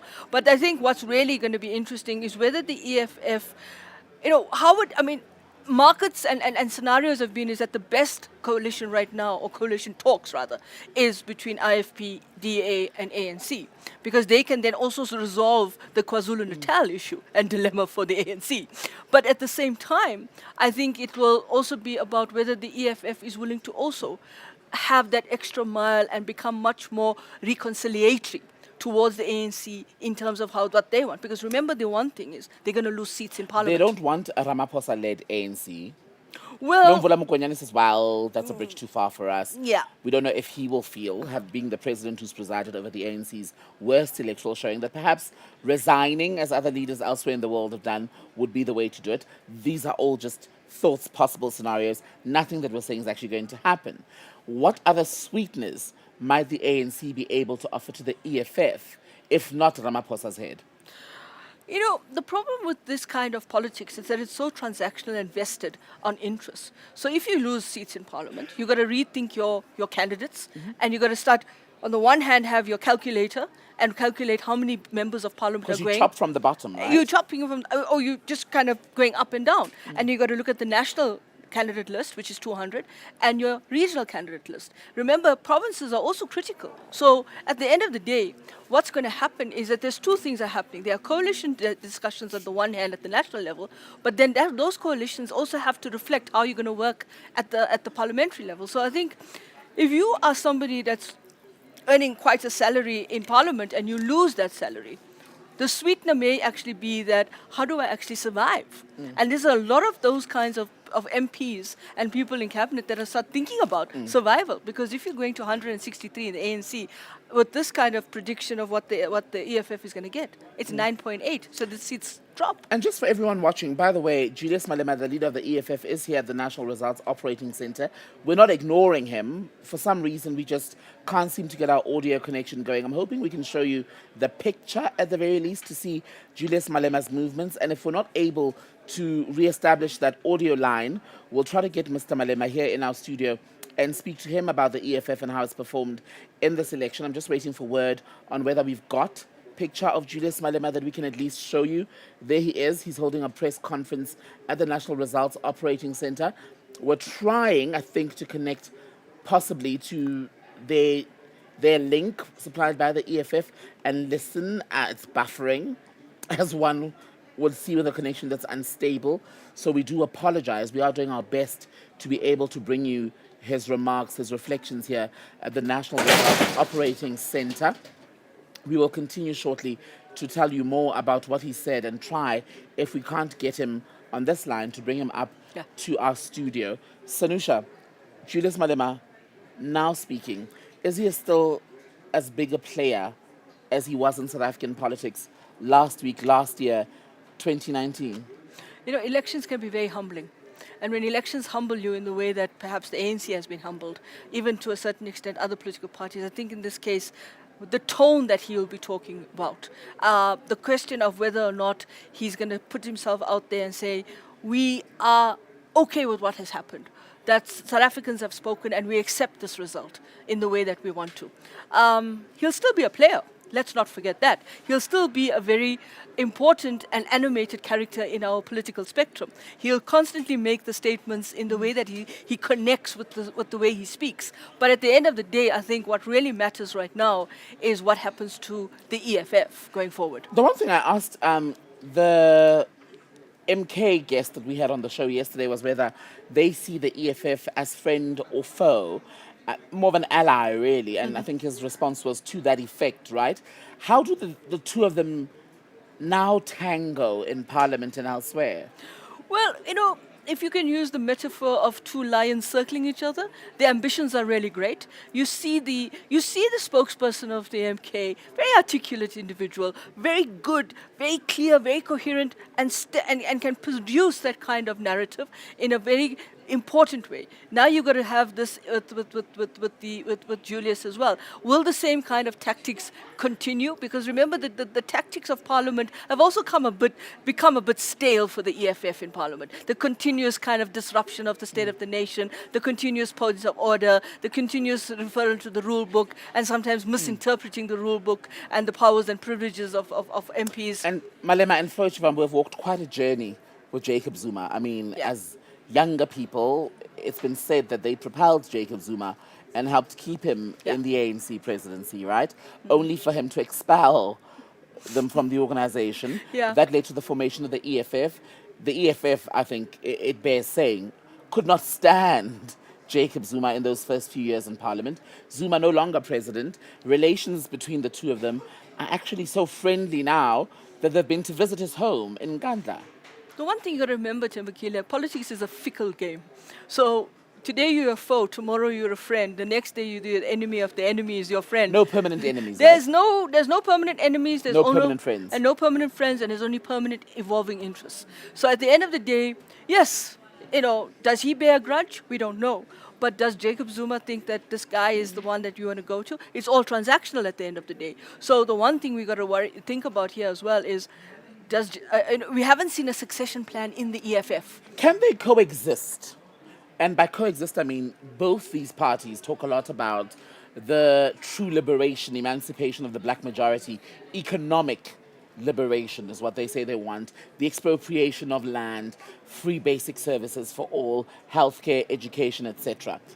Given that similarity, is there enough space in the political crawl for both bulls? Well, I think they both talk the same language. The question is, once that language starts to go beyond just rhetoric and populist rhetoric, what if at some point, you know, the relationship you have with the EFF or vice versa, MK and EFF, you start actually competing for a small amount of the spoils? When does it become really aggressive competition between them? I mean, one of the things that we have to think about here is the EFF loses, I don't know how many seats in Parliament with the current numbers that are sitting at about 9.8%, and the calculation of how many seats they'll get. But this is now an increase of the MK in Parliament, first time party going into Parliament. And there could be certain levels of antagonism that plays out, because when it comes to you know, I always remember this quote from business: the business of business is business. So when it comes to that, all bets are off. All cooperation is off, because this is about what we want and how do we get it first and foremost, and then whatever other spoils are left over, we may share. I want to go back to a conversation I was having with the Ace Makashule. I'm not sure how much of that you were able to hear. The leader of the ACT party expelled, also a child of the ANC, expelled by the mother body, the ANC. He was Secretary General, no less, when he was suspended and expelled. He says he believes that there's been rigging of this election, allegations around tampering with ballots, etc. And also believes that they were targeted in the Free State by all of the alleged irregularities. Well, it's par for the course. I mean, this is not new in terms of how he's always been feeling as somebody that has been victimized in the party when he was in the party as Secretary General. Remember that, 2017 was a very difficult time. He won it by a whisker, and that became quite interesting. It was also stunning in a sense because at one point you thought, there were two people walking up to the podium to take the position. And then, of course, he gets expelled. Then, of course, he becomes the person who says, well, if I'm expelled, I'm recalling the president. There's all these tactics that we use. So it's not something that I feel that we should pay complete attention to, but it can create a narrative. The more you reinforce the narrative, the more you make people believe that maybe this election has some kind of undercurrent to it, which doesn't mean that this party shouldn't have lost in the way that it lost. But the problem is that we should... the sense I got is that this is where we are now because this is what was the narrative before the election. And the issue for the IEC is it's one thing for one or two parties to complain, but there now appears to be a growing list of parties who are saying, hang on a minute, this did not go according to the rule book.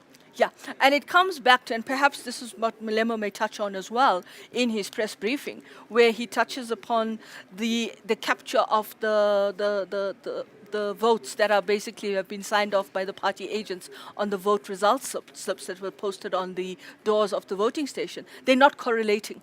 And that was something that even, I think, the ATM leader raised. And in the Western Cape, you saw a lot of animation, anger, and aggression in the Provincial Results Center of the IEC. And that means that they're also raising this question of why hasn't it been accurately captured? Have they handled these complaints, these objections, properly? I think one of the things that the IEC has to now deal with is this letter of condemnation that has been put forward by the 21 parties that signed it last night to say that it's a legal issue. I don't understand it, so don't ask me to explain it. But it's a legal issue that says... An analyst who admits when they don't know. Right. We'll be inviting you back. But my understanding is that it's not asking for them to recount or to recapture the votes. It's saying, give us more time, because once the vote is... Well, MK wants a complete recount. Well, that's another story. Well, I mean, that's the other thing about a recount. The sense one gets, that I get from what I see, is the condonation or whatever it's called. It essentially is asking to give you more than 24 hours to look at those results and then to have that. Right. So but what the IEC does is that it gives them 24 hours to raise any objections. What Ace Magashule is asking and what the MK is asking is a completely different thing. They want the IEC to recount the entire vote. And Ace Magashule, interestingly, said they're speaking to other political parties.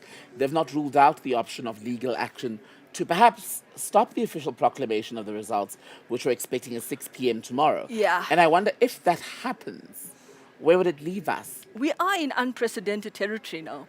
So we haven't had any litmus test in terms of a result being interdicted, because you can't proclaim it.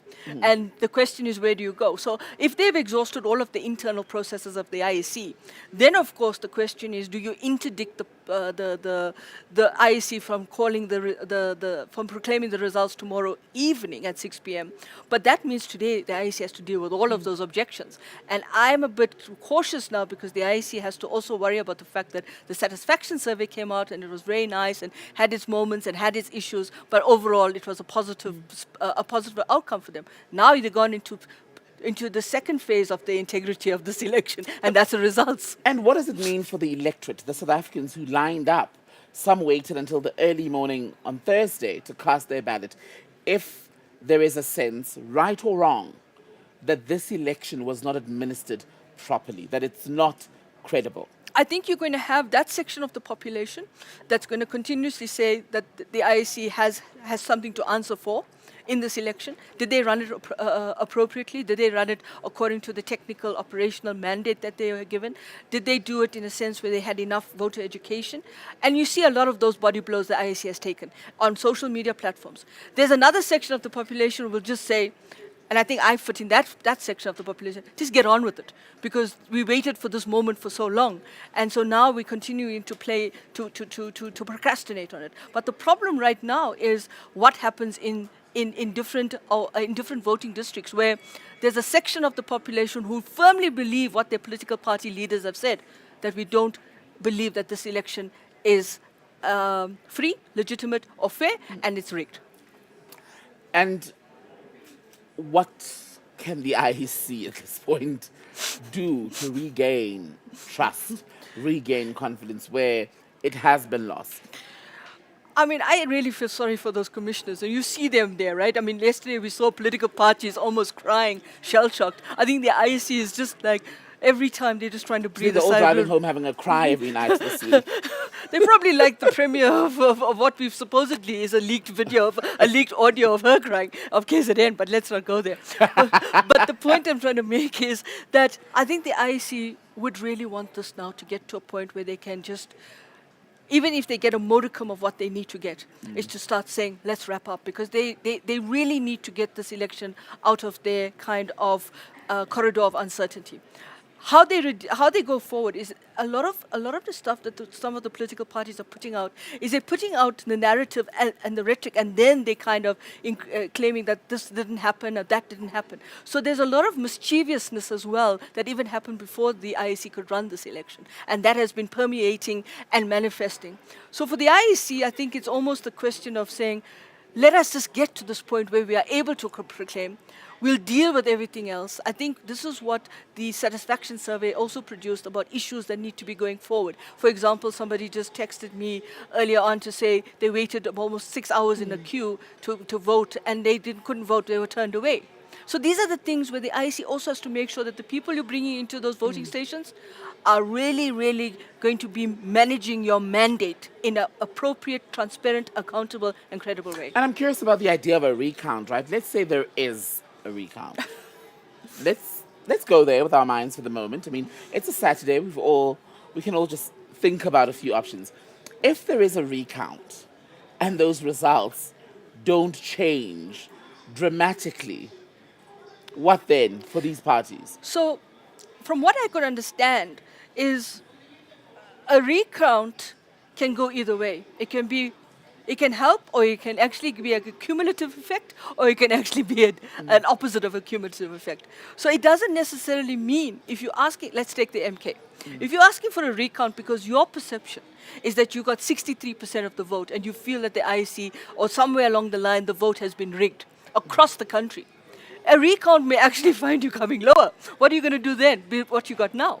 But it does have an impact on the quota. And the quota could either be a positive or a negative quota. So for me, you have to be very, very clued up on the electoral technicalities of a recount. When you start making these statements, be really clued up that you know what the impact is going to be. So a single recount doesn't mean that you're going to get 63%. In fact, it could actually, it's like, how do I put it? And I don't want to basically dumb it down, but the way I see it is the metaphor of when you're in university and you send your exam paper for a remark. And then you think, okay, I'm going to get 50%, and you may keep it the same, or you just may go up slightly. And quickly, before we wrap up this hour, Ace Magashule and his performance, why has he not fared as well as Jacob Zuma has done? I mean, he's got, based on these results, Ace Magashule is sitting at about 18,000, 1/8 of the vote, 18,000. He's not like the man from Nkandla.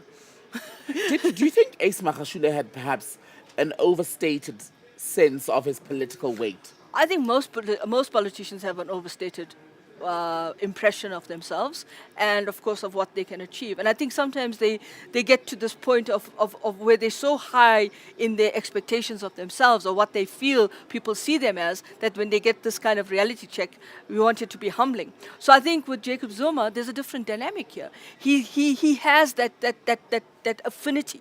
He's able to connect. He's able to have that kind of integration into that society. And the one thing he has is, remember, he's from KwaZulu-Natal. Sanusha, thank you very much for that. We'll leave it there for now for this Eyewitness News special broadcast from the National Results Operating Centre. We're hoping to come back at 2 o'clock. Apologies, by the way, that we're not able to bring you that EFF briefing. Still, that audio issue persists. Again, as I said earlier, we'll try and see if we can get Julius Malema here in our studio or speak to him from the floor of the National Results Operating Centre. Much more elections coverage for you on our EWN app as well as Prime Media Plus, also on YouTube. I'll see you at 2. Bye-bye.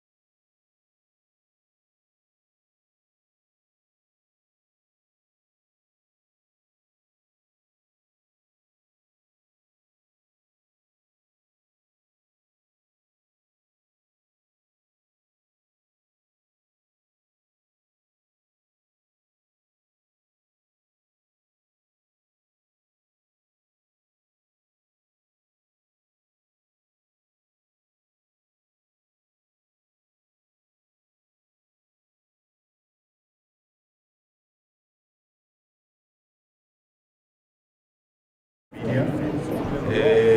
We are delaying media briefing by 30 minutes so that the other media briefing can finish that time.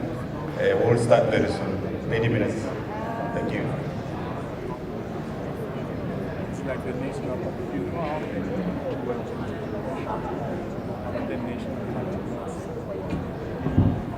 something for me to start. You are invited. Go and look for like that.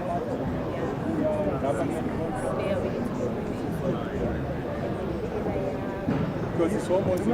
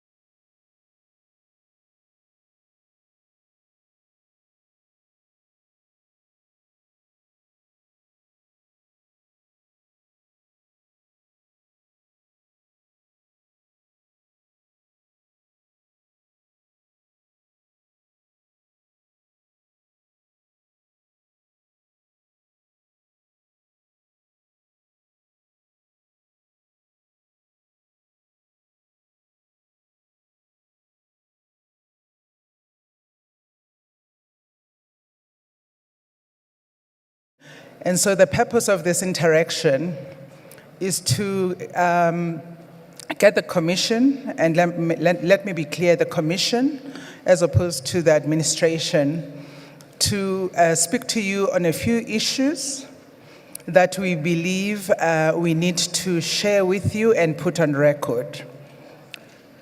For that reason, we will not have a question and answer session. We're going to have that later in the evening. We're a bit pressed for time, but it's important for you to hear what the Commission has to say, and then we'll return in the afternoon, in the evening, or maybe even in the late evening for a question and answer. And I hope that by that time you'll have had time to digest the statement of the Commission. I'm going to ask the chairperson of the Electoral Commission, Mr. Msutu Miepa, to deliver that statement. He's just going to talk to you. He's not even going to read a statement. Thank you very much. I want to drink when I can.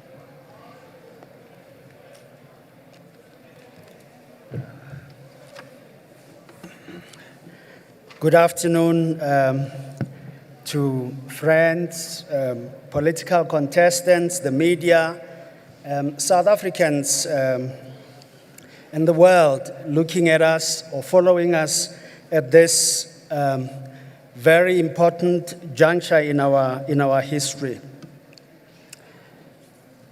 Just a few thoughts that we thought from the Commission's point of view, we really need to take you into our confidence and let you know what is keeping us engaged with at this moment. Evidently, you are aware that the collation process is eminently nearing completion. As you know, and you can see from the leaderboard, the process is over 99%.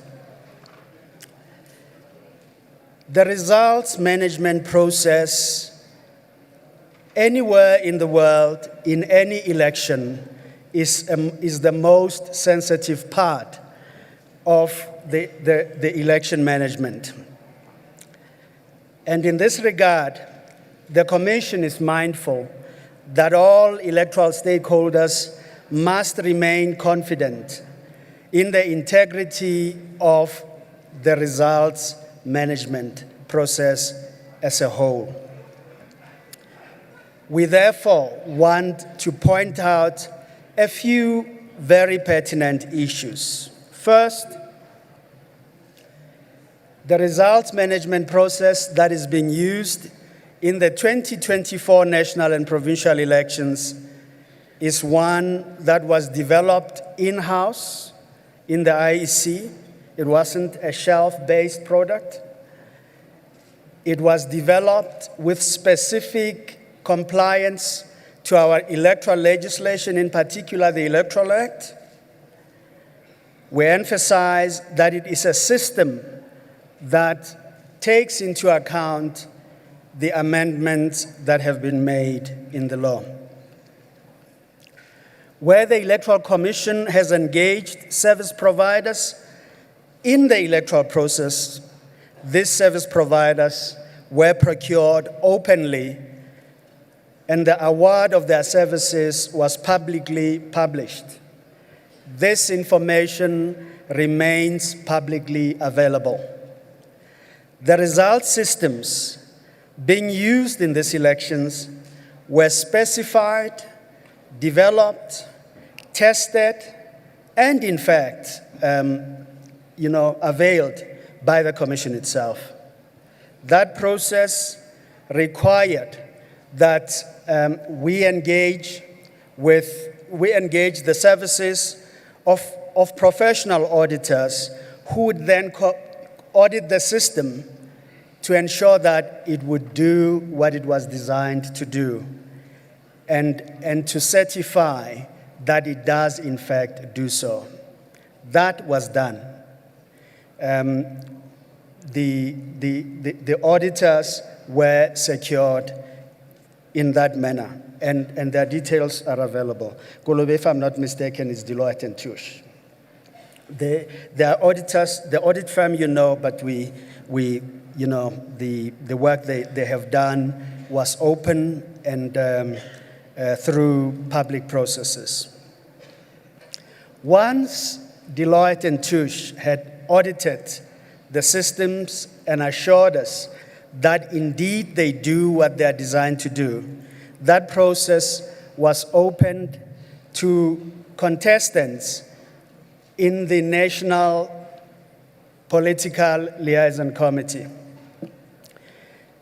We have a history of doing so. We did not move away from that rich history. They had an opportunity, a window period, to look at the systems, to bring their own auditors, to satisfy themselves that the systems that we have developed, gotten auditors to audit, will in fact do what it is meant to do, or will do what they are meant to do. That process too was finalized appropriately. Parties engaged and were in fact happy that the systems would do what they should do. Once that was done, the systems were then sealed for use in these elections. That's what we are using as we speak currently. We also want to point out that the Commission has in fact looked at all processes in this period where results are being managed.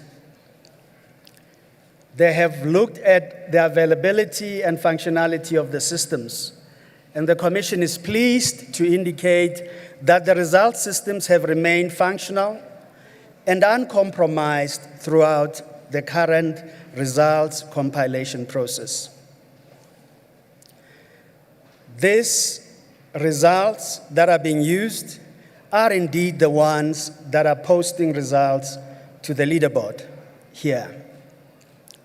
But they don't only do that. Those of you in the media that have been accredited know that we give you a live feed. Those of you that have apps on your mobile devices and desktops have a feed to the results process.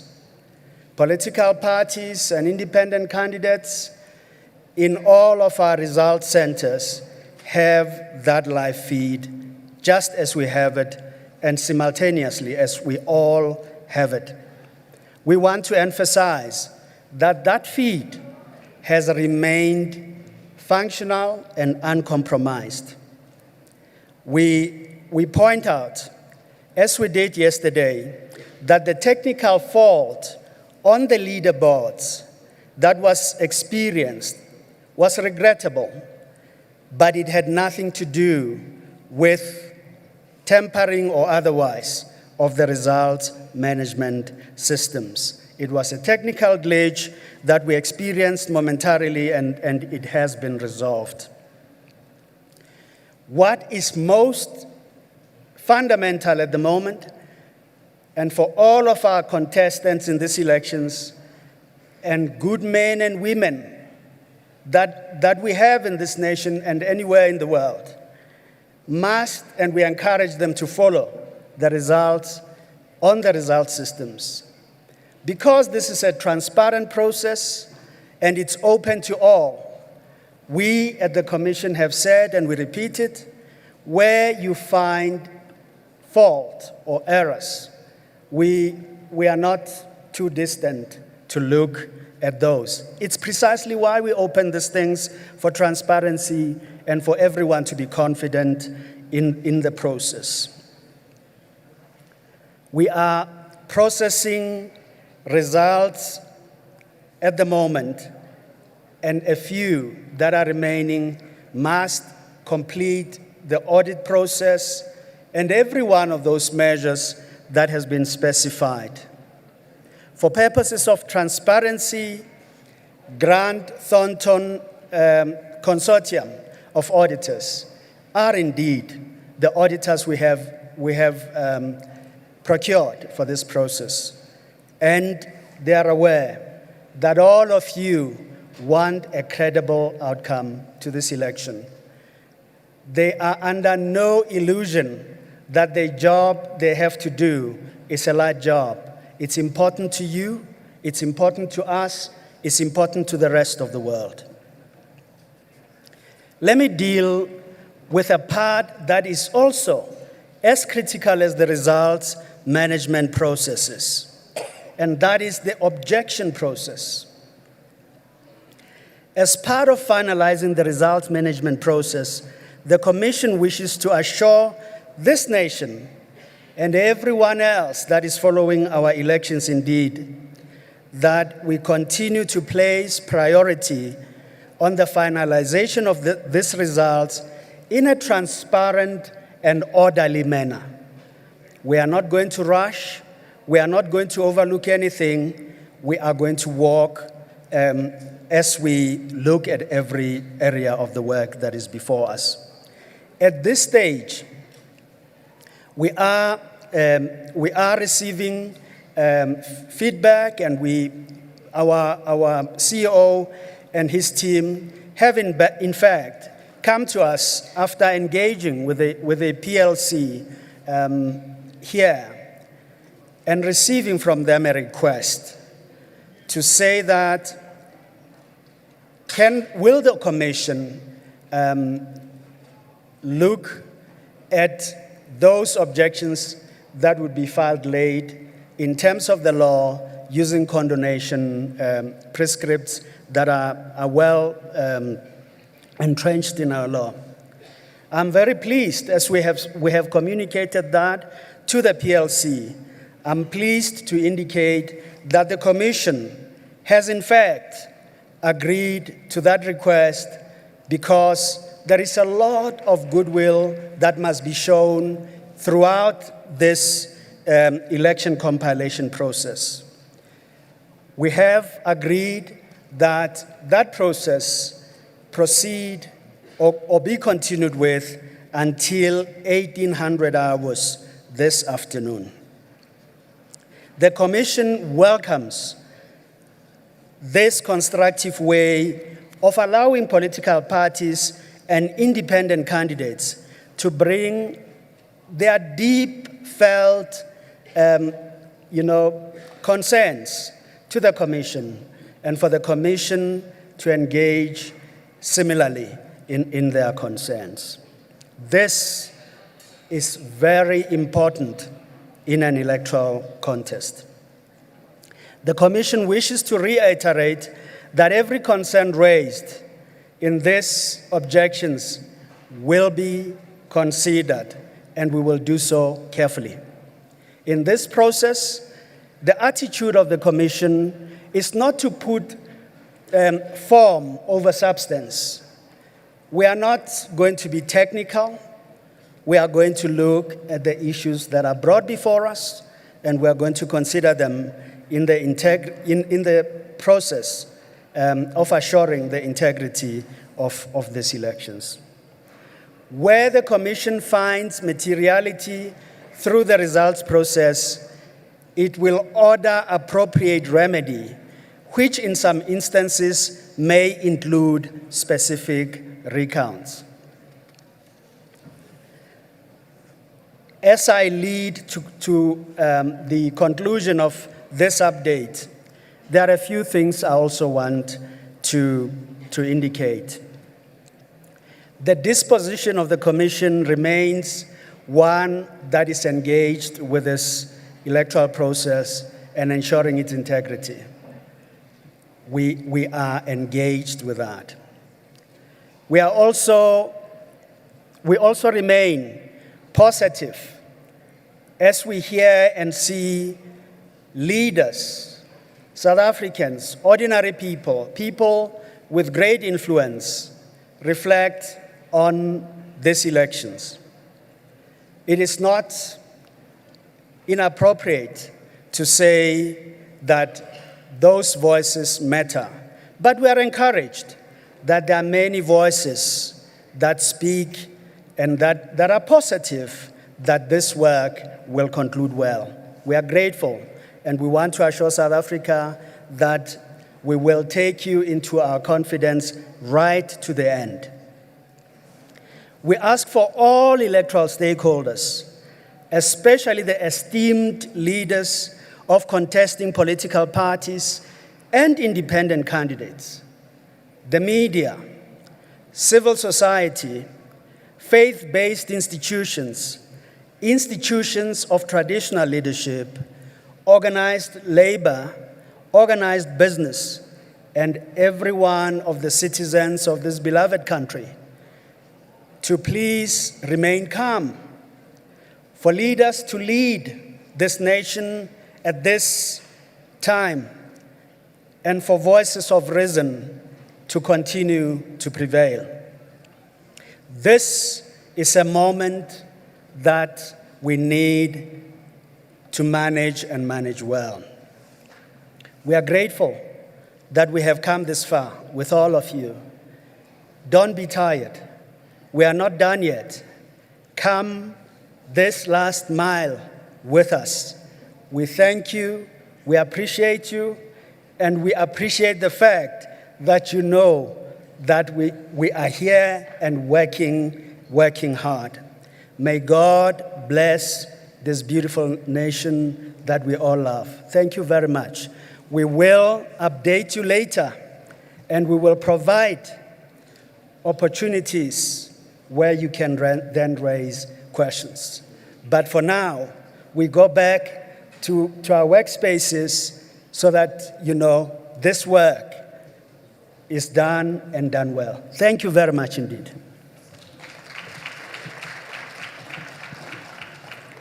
Thank you very much, Chair. We'll see you in the evening, and we're going to talk during that time. Please hold steady. Thank you. Time will be announced by the communications team. Let me not take over their job.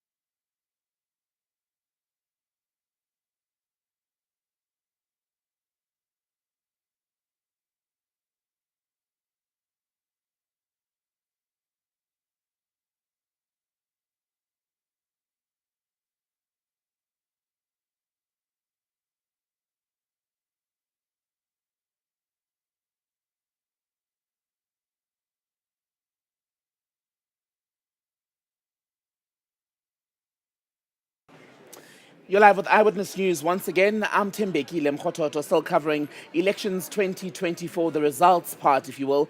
And so far, a clear picture of what is likely to emerge at the end of this process, with over 99% of votes now made public by the IEC. No shortage of drama around this process.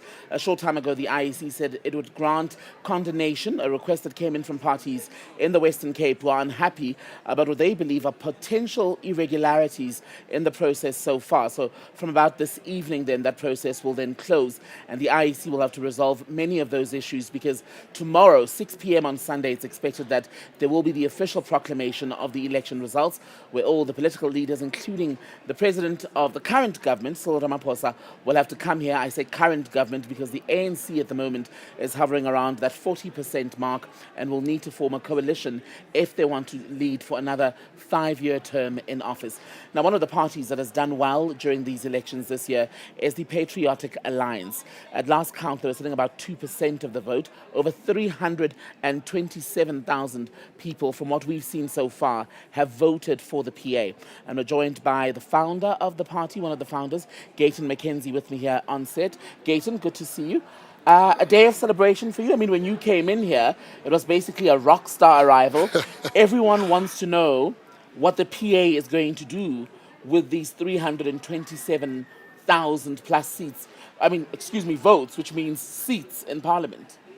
Well, you know what? It's a very happy day for not only for me, but for the people that voted for us, for the people that rooted for us, for the people that want illegal foreigners mass deported. We are going to use these seats very strategically to make it very uncomfortable for any illegal foreigner in this country. What do you mean by that? We mean by that to say that, you know, it can't be that our children are sitting without jobs and every restaurant you go to is illegal foreigners working. It can't be that our people are not having housing and they live in squatter camps, while you go to Hillborough, Sunnyside, everywhere, and they are living in hijacked buildings. It cannot be that today, when you go to hospital, as a pregnant South African woman, you sleep on the floor at Rahima Musa Hospital, while illegal foreigners on the bed. It just cannot be.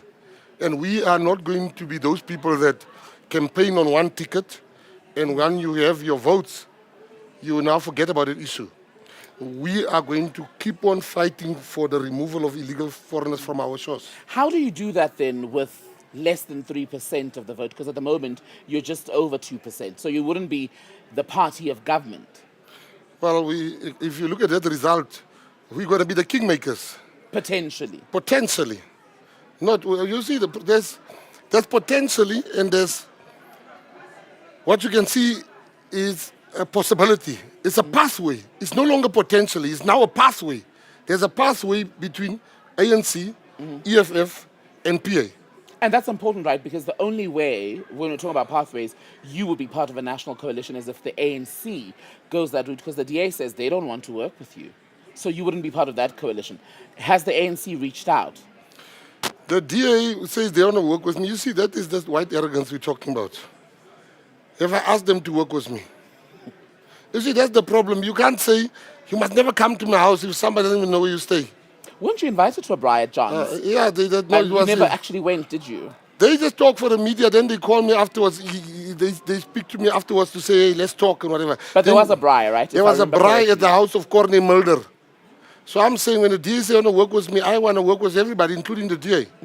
Because this is not... So you would work with them? I would work with them because, you see, once you're a leader, you mustn't project your feelings in your decisions. You need to take a decision that's good for the country. If it is good for the country that I work with the DA, I will work with the DA. So then, again, to my Helen question... Zelle is not going to live another 20 years or 30 years in politics. She's not without a fight. No, she's old. You see, you can't fight age. So I'm still going to be around in 20 years. Hopefully not, but I mean, looking at my age. But they mustn't say things like, we're not going to work with you, because they just make the negotiation harder.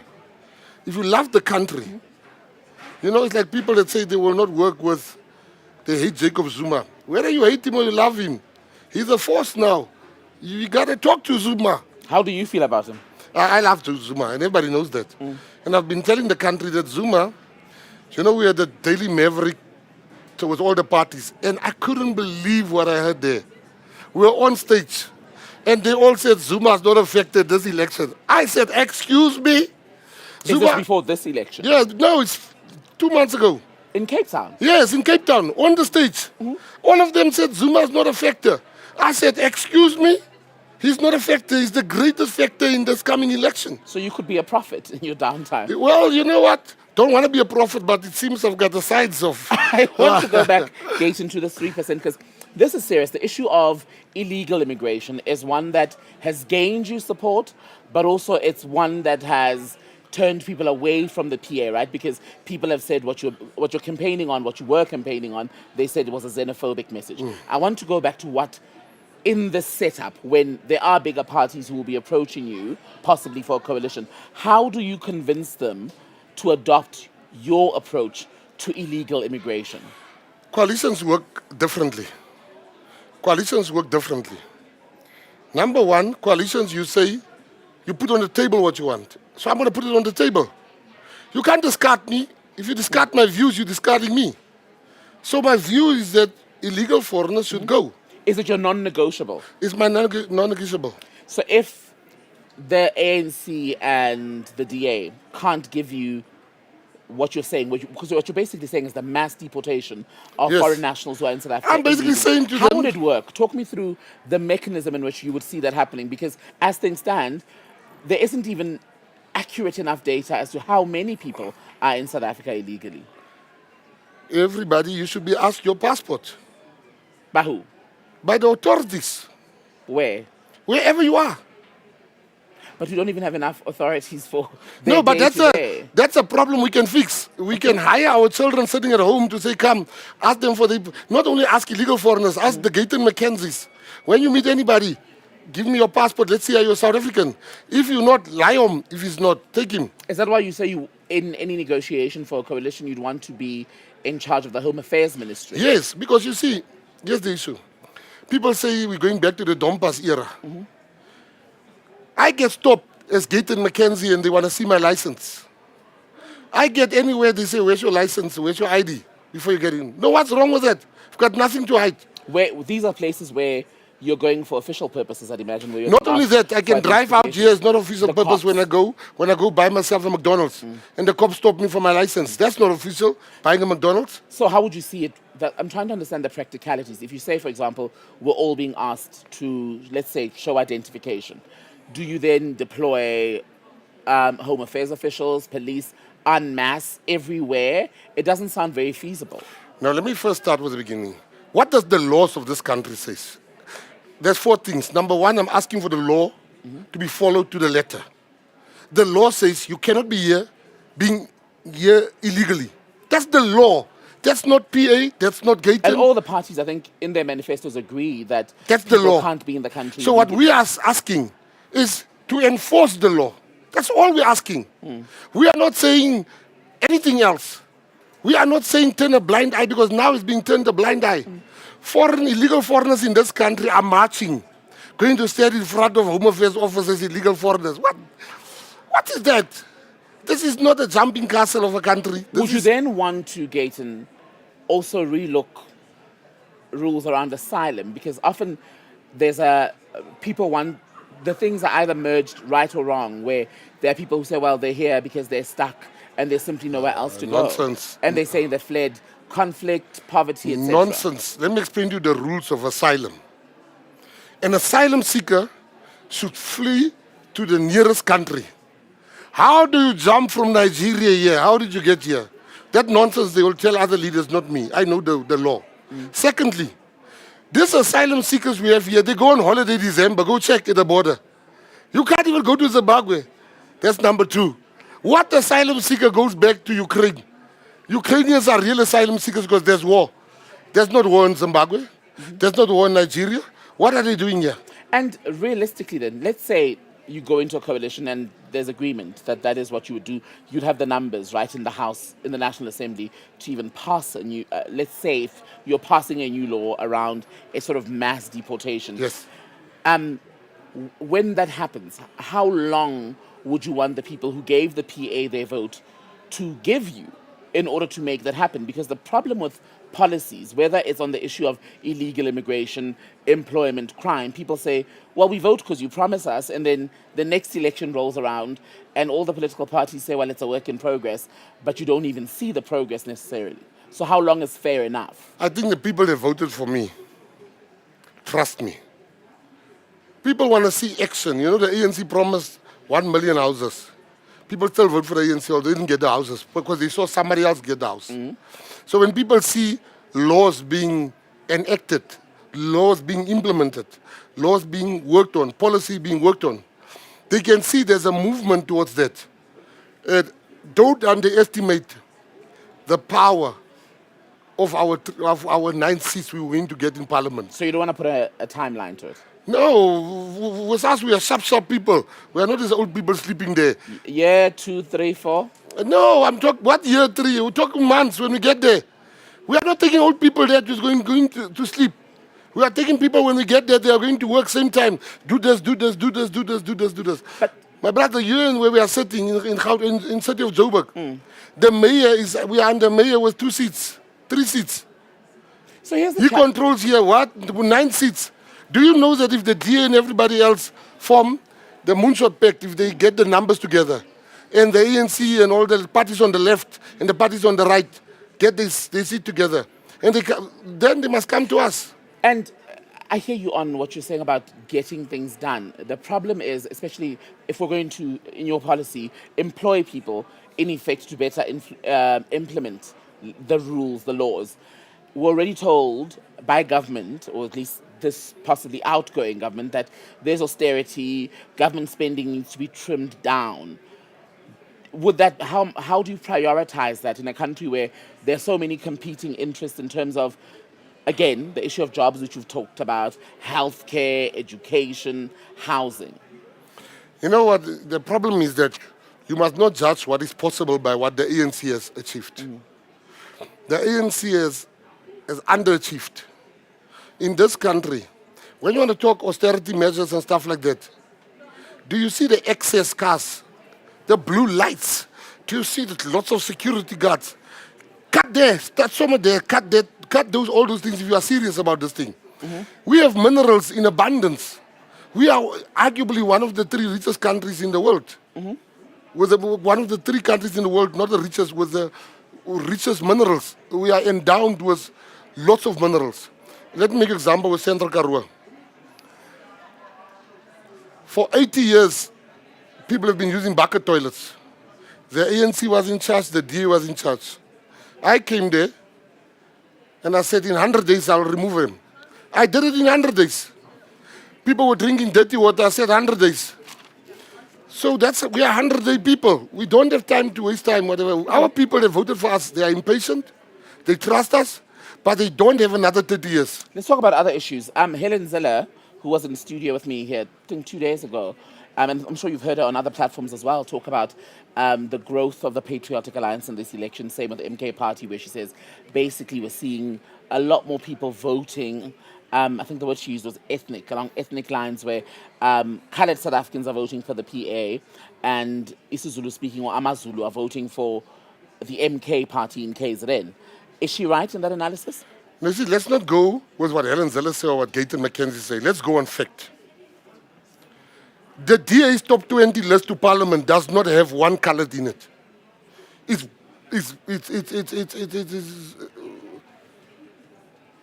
totally not one colored. The ANC's list to Parliament doesn't have one colored in. The IFP's list to Parliament doesn't have one colored in.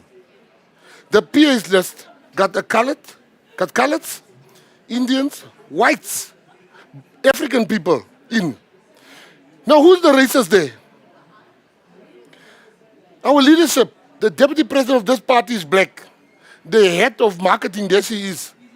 She's an African woman. You're running through the list now. The Treasury General is a colored woman. There she is. The head of legal is a white person, the head of strategy. We are the United Nations. Yesterday, I saw him. Now, can you see? In the DA, it's not Witwolver.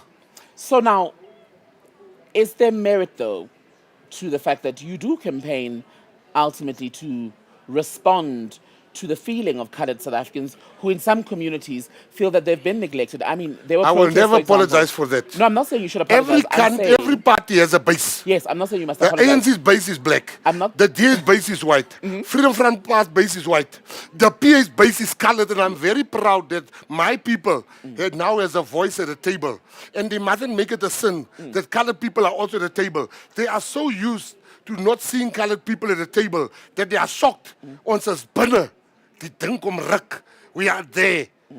We have built our own table because we were not welcome at the tables. And colored power. Where I was going with this is not to say you're wrong to do that. Where I was going is we cannot ignore, isn't it, that people are affected by different things in the country and decide how to vote based on identity, because our experiences in a country, especially with our history, are still influenced, right, by whether you are black, colored, white, Indian, right? Yes. Whether you get a job, whether you get a good house, yes, etc. Here's the issue that nobody wants to answer. So identity is important to politics, is what I'm trying to say. Let me show you the something that nobody wants to admit and nobody wants to answer. And when we're going to meet with the ANC or whoever, that's also one of the things on the table. Colored people are the first nation in South Africa. But colored people are not classified as African. What are we? What are we if we are not African? The government, the issue of the national question, nobody wants to talk about. The national question has been put aside. Colored people have been ignored, neglected. The children's CVs has been put in the bin. Colored policemen don't get promoted. So I am very proud in a time like this that I am a vehicle and an instrument to bring their issues to the table, but not exclusively. All right. I'm bringing the issues of Skalitsa, of Gulet, of Langa. I know the issues in Langa. Rats are eating the toes of babies. In Gulet, this is in Cape Town. Yeah, in Western Cape Town. People are dying with shootings. In Kalitsa, there's Suris running in the street. So we are not exclusively only bringing colored issues, while they exclusively do every issue except colored issues. So, and I want to go back then to the issue of the coalition. You told us about your non-negotiables around the issue of immigration, right? What then about what you say are the ways in which colored South Africans have been neglected? What would the DA, or because you said you're open to working with both, what do the ANC and the DA have to give you? What assurances would you want on that particular issue? They've got a law that says all opportunities should go to black, majority of opportunities should go to black Africans, to blacks, in particular black Africans. It's a nice way to say just give black Africans. We see it on the ground. What we want, we just want colored people to be recognized as Africans. Colored people were born here, they should be recognized as Africans. That sorts out all the problems, because when they fill in a form, the form doesn't recognize them as Africans. We are not aliens. We are sons of the soil and daughters of the soil. We want the Khoisan people to, you can't just get the Zulu chiefs. You just respect the Zulu king, the Zulu chiefs, but you don't respect the colored chiefs. What they have in me is another colored. Ek is a Malding. I'm going to fight for my people. I'm unapologetic about it. I'm going to fight for all the people. And I'm not scared of any of one of them.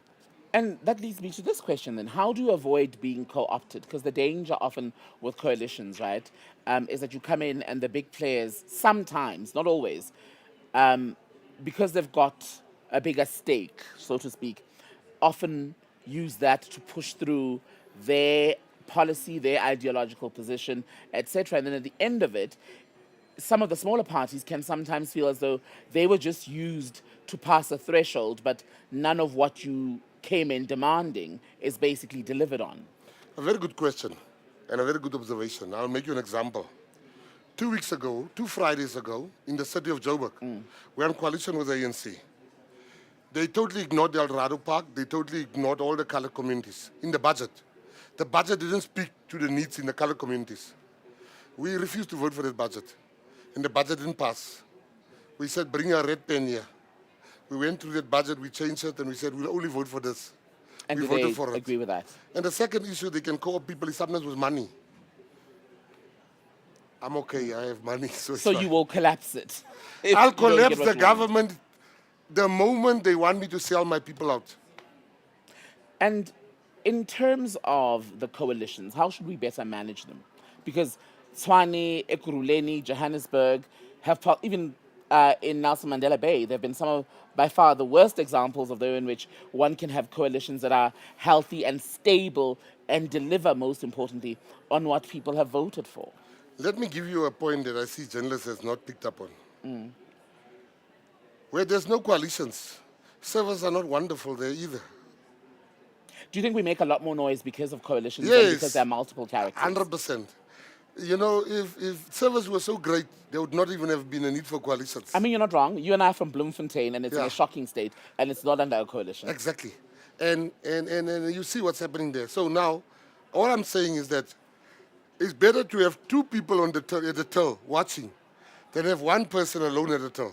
But I suppose the difference with coalitions is because so many people bring their support and pour it into one pot, the people who may have, let's say, who voted PA because they were fed up with either the ANC, the IFP, or DA, right, as examples, expect that when you have or are around the levers of power, things will be different. And that's where people tend to feel disappointed, because if I voted for something different and you partner up with Party B, I'm expecting you to make sure that this thing works ultimately, because I've now entrusted you with my vote for a few years. It's not wrong, but the problem arises when you have parties like the ANC that wants to dominate, parties like the DA.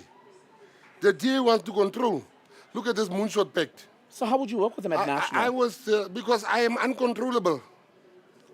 I am ungovernable. You're not going to govern me. Look at the Moonshot Pact. They pressurized me to sign that Moonshot Pact. I refused. All the parties that signed that Moonshot Pact, look what they did in this election. They killed Action SA. They killed Freedom Front Plus. Because no party wants to vote, no person wants to vote for a party that's under another party. They've made this Moonshot Pact, they gave it a name. These people had a nice name, Rainbow Coalition. The DA comes, they say Moonshot Pact. Such a white name, there's no black person even know what Moonshot Pact was. They sent them to the moon, they never came back now. When they came back today, look at the board, because they sent them to the moon. Did they come back? They are back now. I saw them downstairs and they look at the board. See, now I said, no, I'm not going to the moon. I'm working the ground. You guys go to the moon, you'll find me on the ground. So you're taking a bus, not a rocket. Yes. Those are white words, Moonshot Pact. I didn't even know what was that. I was like thinking like, you know those moon bags, the people. Gaten McKenzie. So a prophet and a comedian. Vote. Don't say that. Bakang used to like to call me a comedian. And lastly, there have been objections, as happens with every election. In Cape Town, I know there was a request by the parties for an extension, basically, for the period in which they can then deal with some of the issues that were raised yesterday. Discrepancies, allegations of rigging in some parts of the country have come up. MK is, in fact, saying they want a recount because they don't believe that what the IEC is saying and what the IEC has presented ties up with the experience of their party agents on the ground. What is the position of the PA on A, the way in which the IEC has run the election, B, questions around the credibility of the election, C, whether we should have a recount? I think one, I can tell you how they have run the election. What's my view of the IEC? I think the IEC has done an okay job. They didn't do a great job. They did an okay job. I think what the IEC needs to do, more training, and I think government has set them up to fail because they didn't give them enough money. And Treasury issued a statement saying, well, no. You can't blame the lack of an allocation for what's happened. Treasury must now wash their hands because Treasury is now out of power because a weak IEC serves them well. So Treasury, the IEC is not in a position to say what I'm going to say. They set them up to fail. But IEC can't say that. Gaten McKenzie is saying that. The PA is saying that. The IEC set them up to fail. The Treasury set them up to fail, number one. Number two, what do I think about the credibility? About the credibility. I think they still have credibility. That's why we are not turning this floor upside down. But the problem with the IEC we need to work on is their staff. They need to stay away from these teachers of SATU. They need to stay away from people with political affiliation. They need to go get people with no political overtures, like this openly in certain political parties. Then the last thing is the recount. At first I said we must recount, but I'm not so sure anymore. Because this recount, the ANC will come back with a two-thirds majority. I spoke to a political analyst, Anusha Naidu, and she was saying the danger of the recount is it's like a reassessment in university. You ask to remark, and then the mark comes down lower. Yes. Now what? So I think the least that to the losers. We winners, we are right. You're not trying to mess with that 300,000. No, I'm not trying to mess with that. We are right. What's our word? Gwala. Jason McKenzie. So what happens if, lastly, if there is an application to stop the proclamation of the results tomorrow? Because Ace Magashule, when I spoke to him, didn't rule that out. He believes this election was rigged, in a widespread rigging, he says, especially that affected his party in parts of the Free State. Well, if that has to happen, there's absolutely nothing we can do. You know, Do you encourage it? Yeah, we will not encourage it. We want to go to parliament. Our people are ready. We want to go to parliament. We want to go to legislatures. We want to take out our rightful positions. And the ones that called me an ex-con and a pandit, they will now have to say honorable. You see what they said on Twitter? They said you and Kenny are the best examples of the work of correctional services. I laughed. She said me that. I cracked up when I said that. Let me tell you something. I was telling the guys of Rise Mzansi, exactly 11 years ago, I was where they are now. You had all these lofty expectations. And then you come back and you look at the board. So in Afrikaans we say, "Aanhoor wen." They shouldn't give up. They should go on. And one day, things will change like it changed for the PA. Because this is not your first election. It's very important to No, highlight that we've this is been- not the first time you've been here. We've been singing the same songs they're singing, like we've been robbed. You've cried before. Yeah, we've cried tears there to bring the mob here and mob the tears away. But now, we are no longer crying, so the ones that lost, let them fight that fight. We are not going to fight that fight. We are happy our people are going to parliament, getting their suits ready, while they're getting their lawsuits ready. We are getting our suits ready. Look at your suit, how nice it is. So they're getting our suits ready. Mine is retail, not tailor-made. What's that? Mine is retail, from the rack. Is it? Oh, Yeah. this one that you do washing Nothing with? fancy, hand wash. So, hand wash? Yeah. No, we're not getting those ones for the parliament. Our people are going nicely. Not They are- overalls. No, what overalls? You can't wear You overalls. can go in orange ones. No, orange is present. I've won over. You are playing. We've been wearing prison overalls for 10 years. I don't even like the color orange because of the prison orange. Jason McKenzie, good to speak to you. Thank you for It's your always time. good to speak to you. Bye. Well, that's another interview then with the various political leaders who are here at the National Results Operations Centre at Gallagher Convention Centre in Johannesburg. Much more for you, as always, on Prime Media Plus. You can also download the EWN app for more of our elections coverage. I'll see you I soon. can't see 90. Just give me the amount there. Let me just hear. Oh, which one? Which amount for the Patriotic Yeah, Alliance? just check there. Let's It's too see, far the, for the me. Patriotic Alliance, the PA, 325,000. How much? 325,000. Oh, thank you. I'll have to pay. I'll have to get paid for She that. laughs at you. You have to deal with that. Stay with Eyewitness News. Bye bye for now. Then-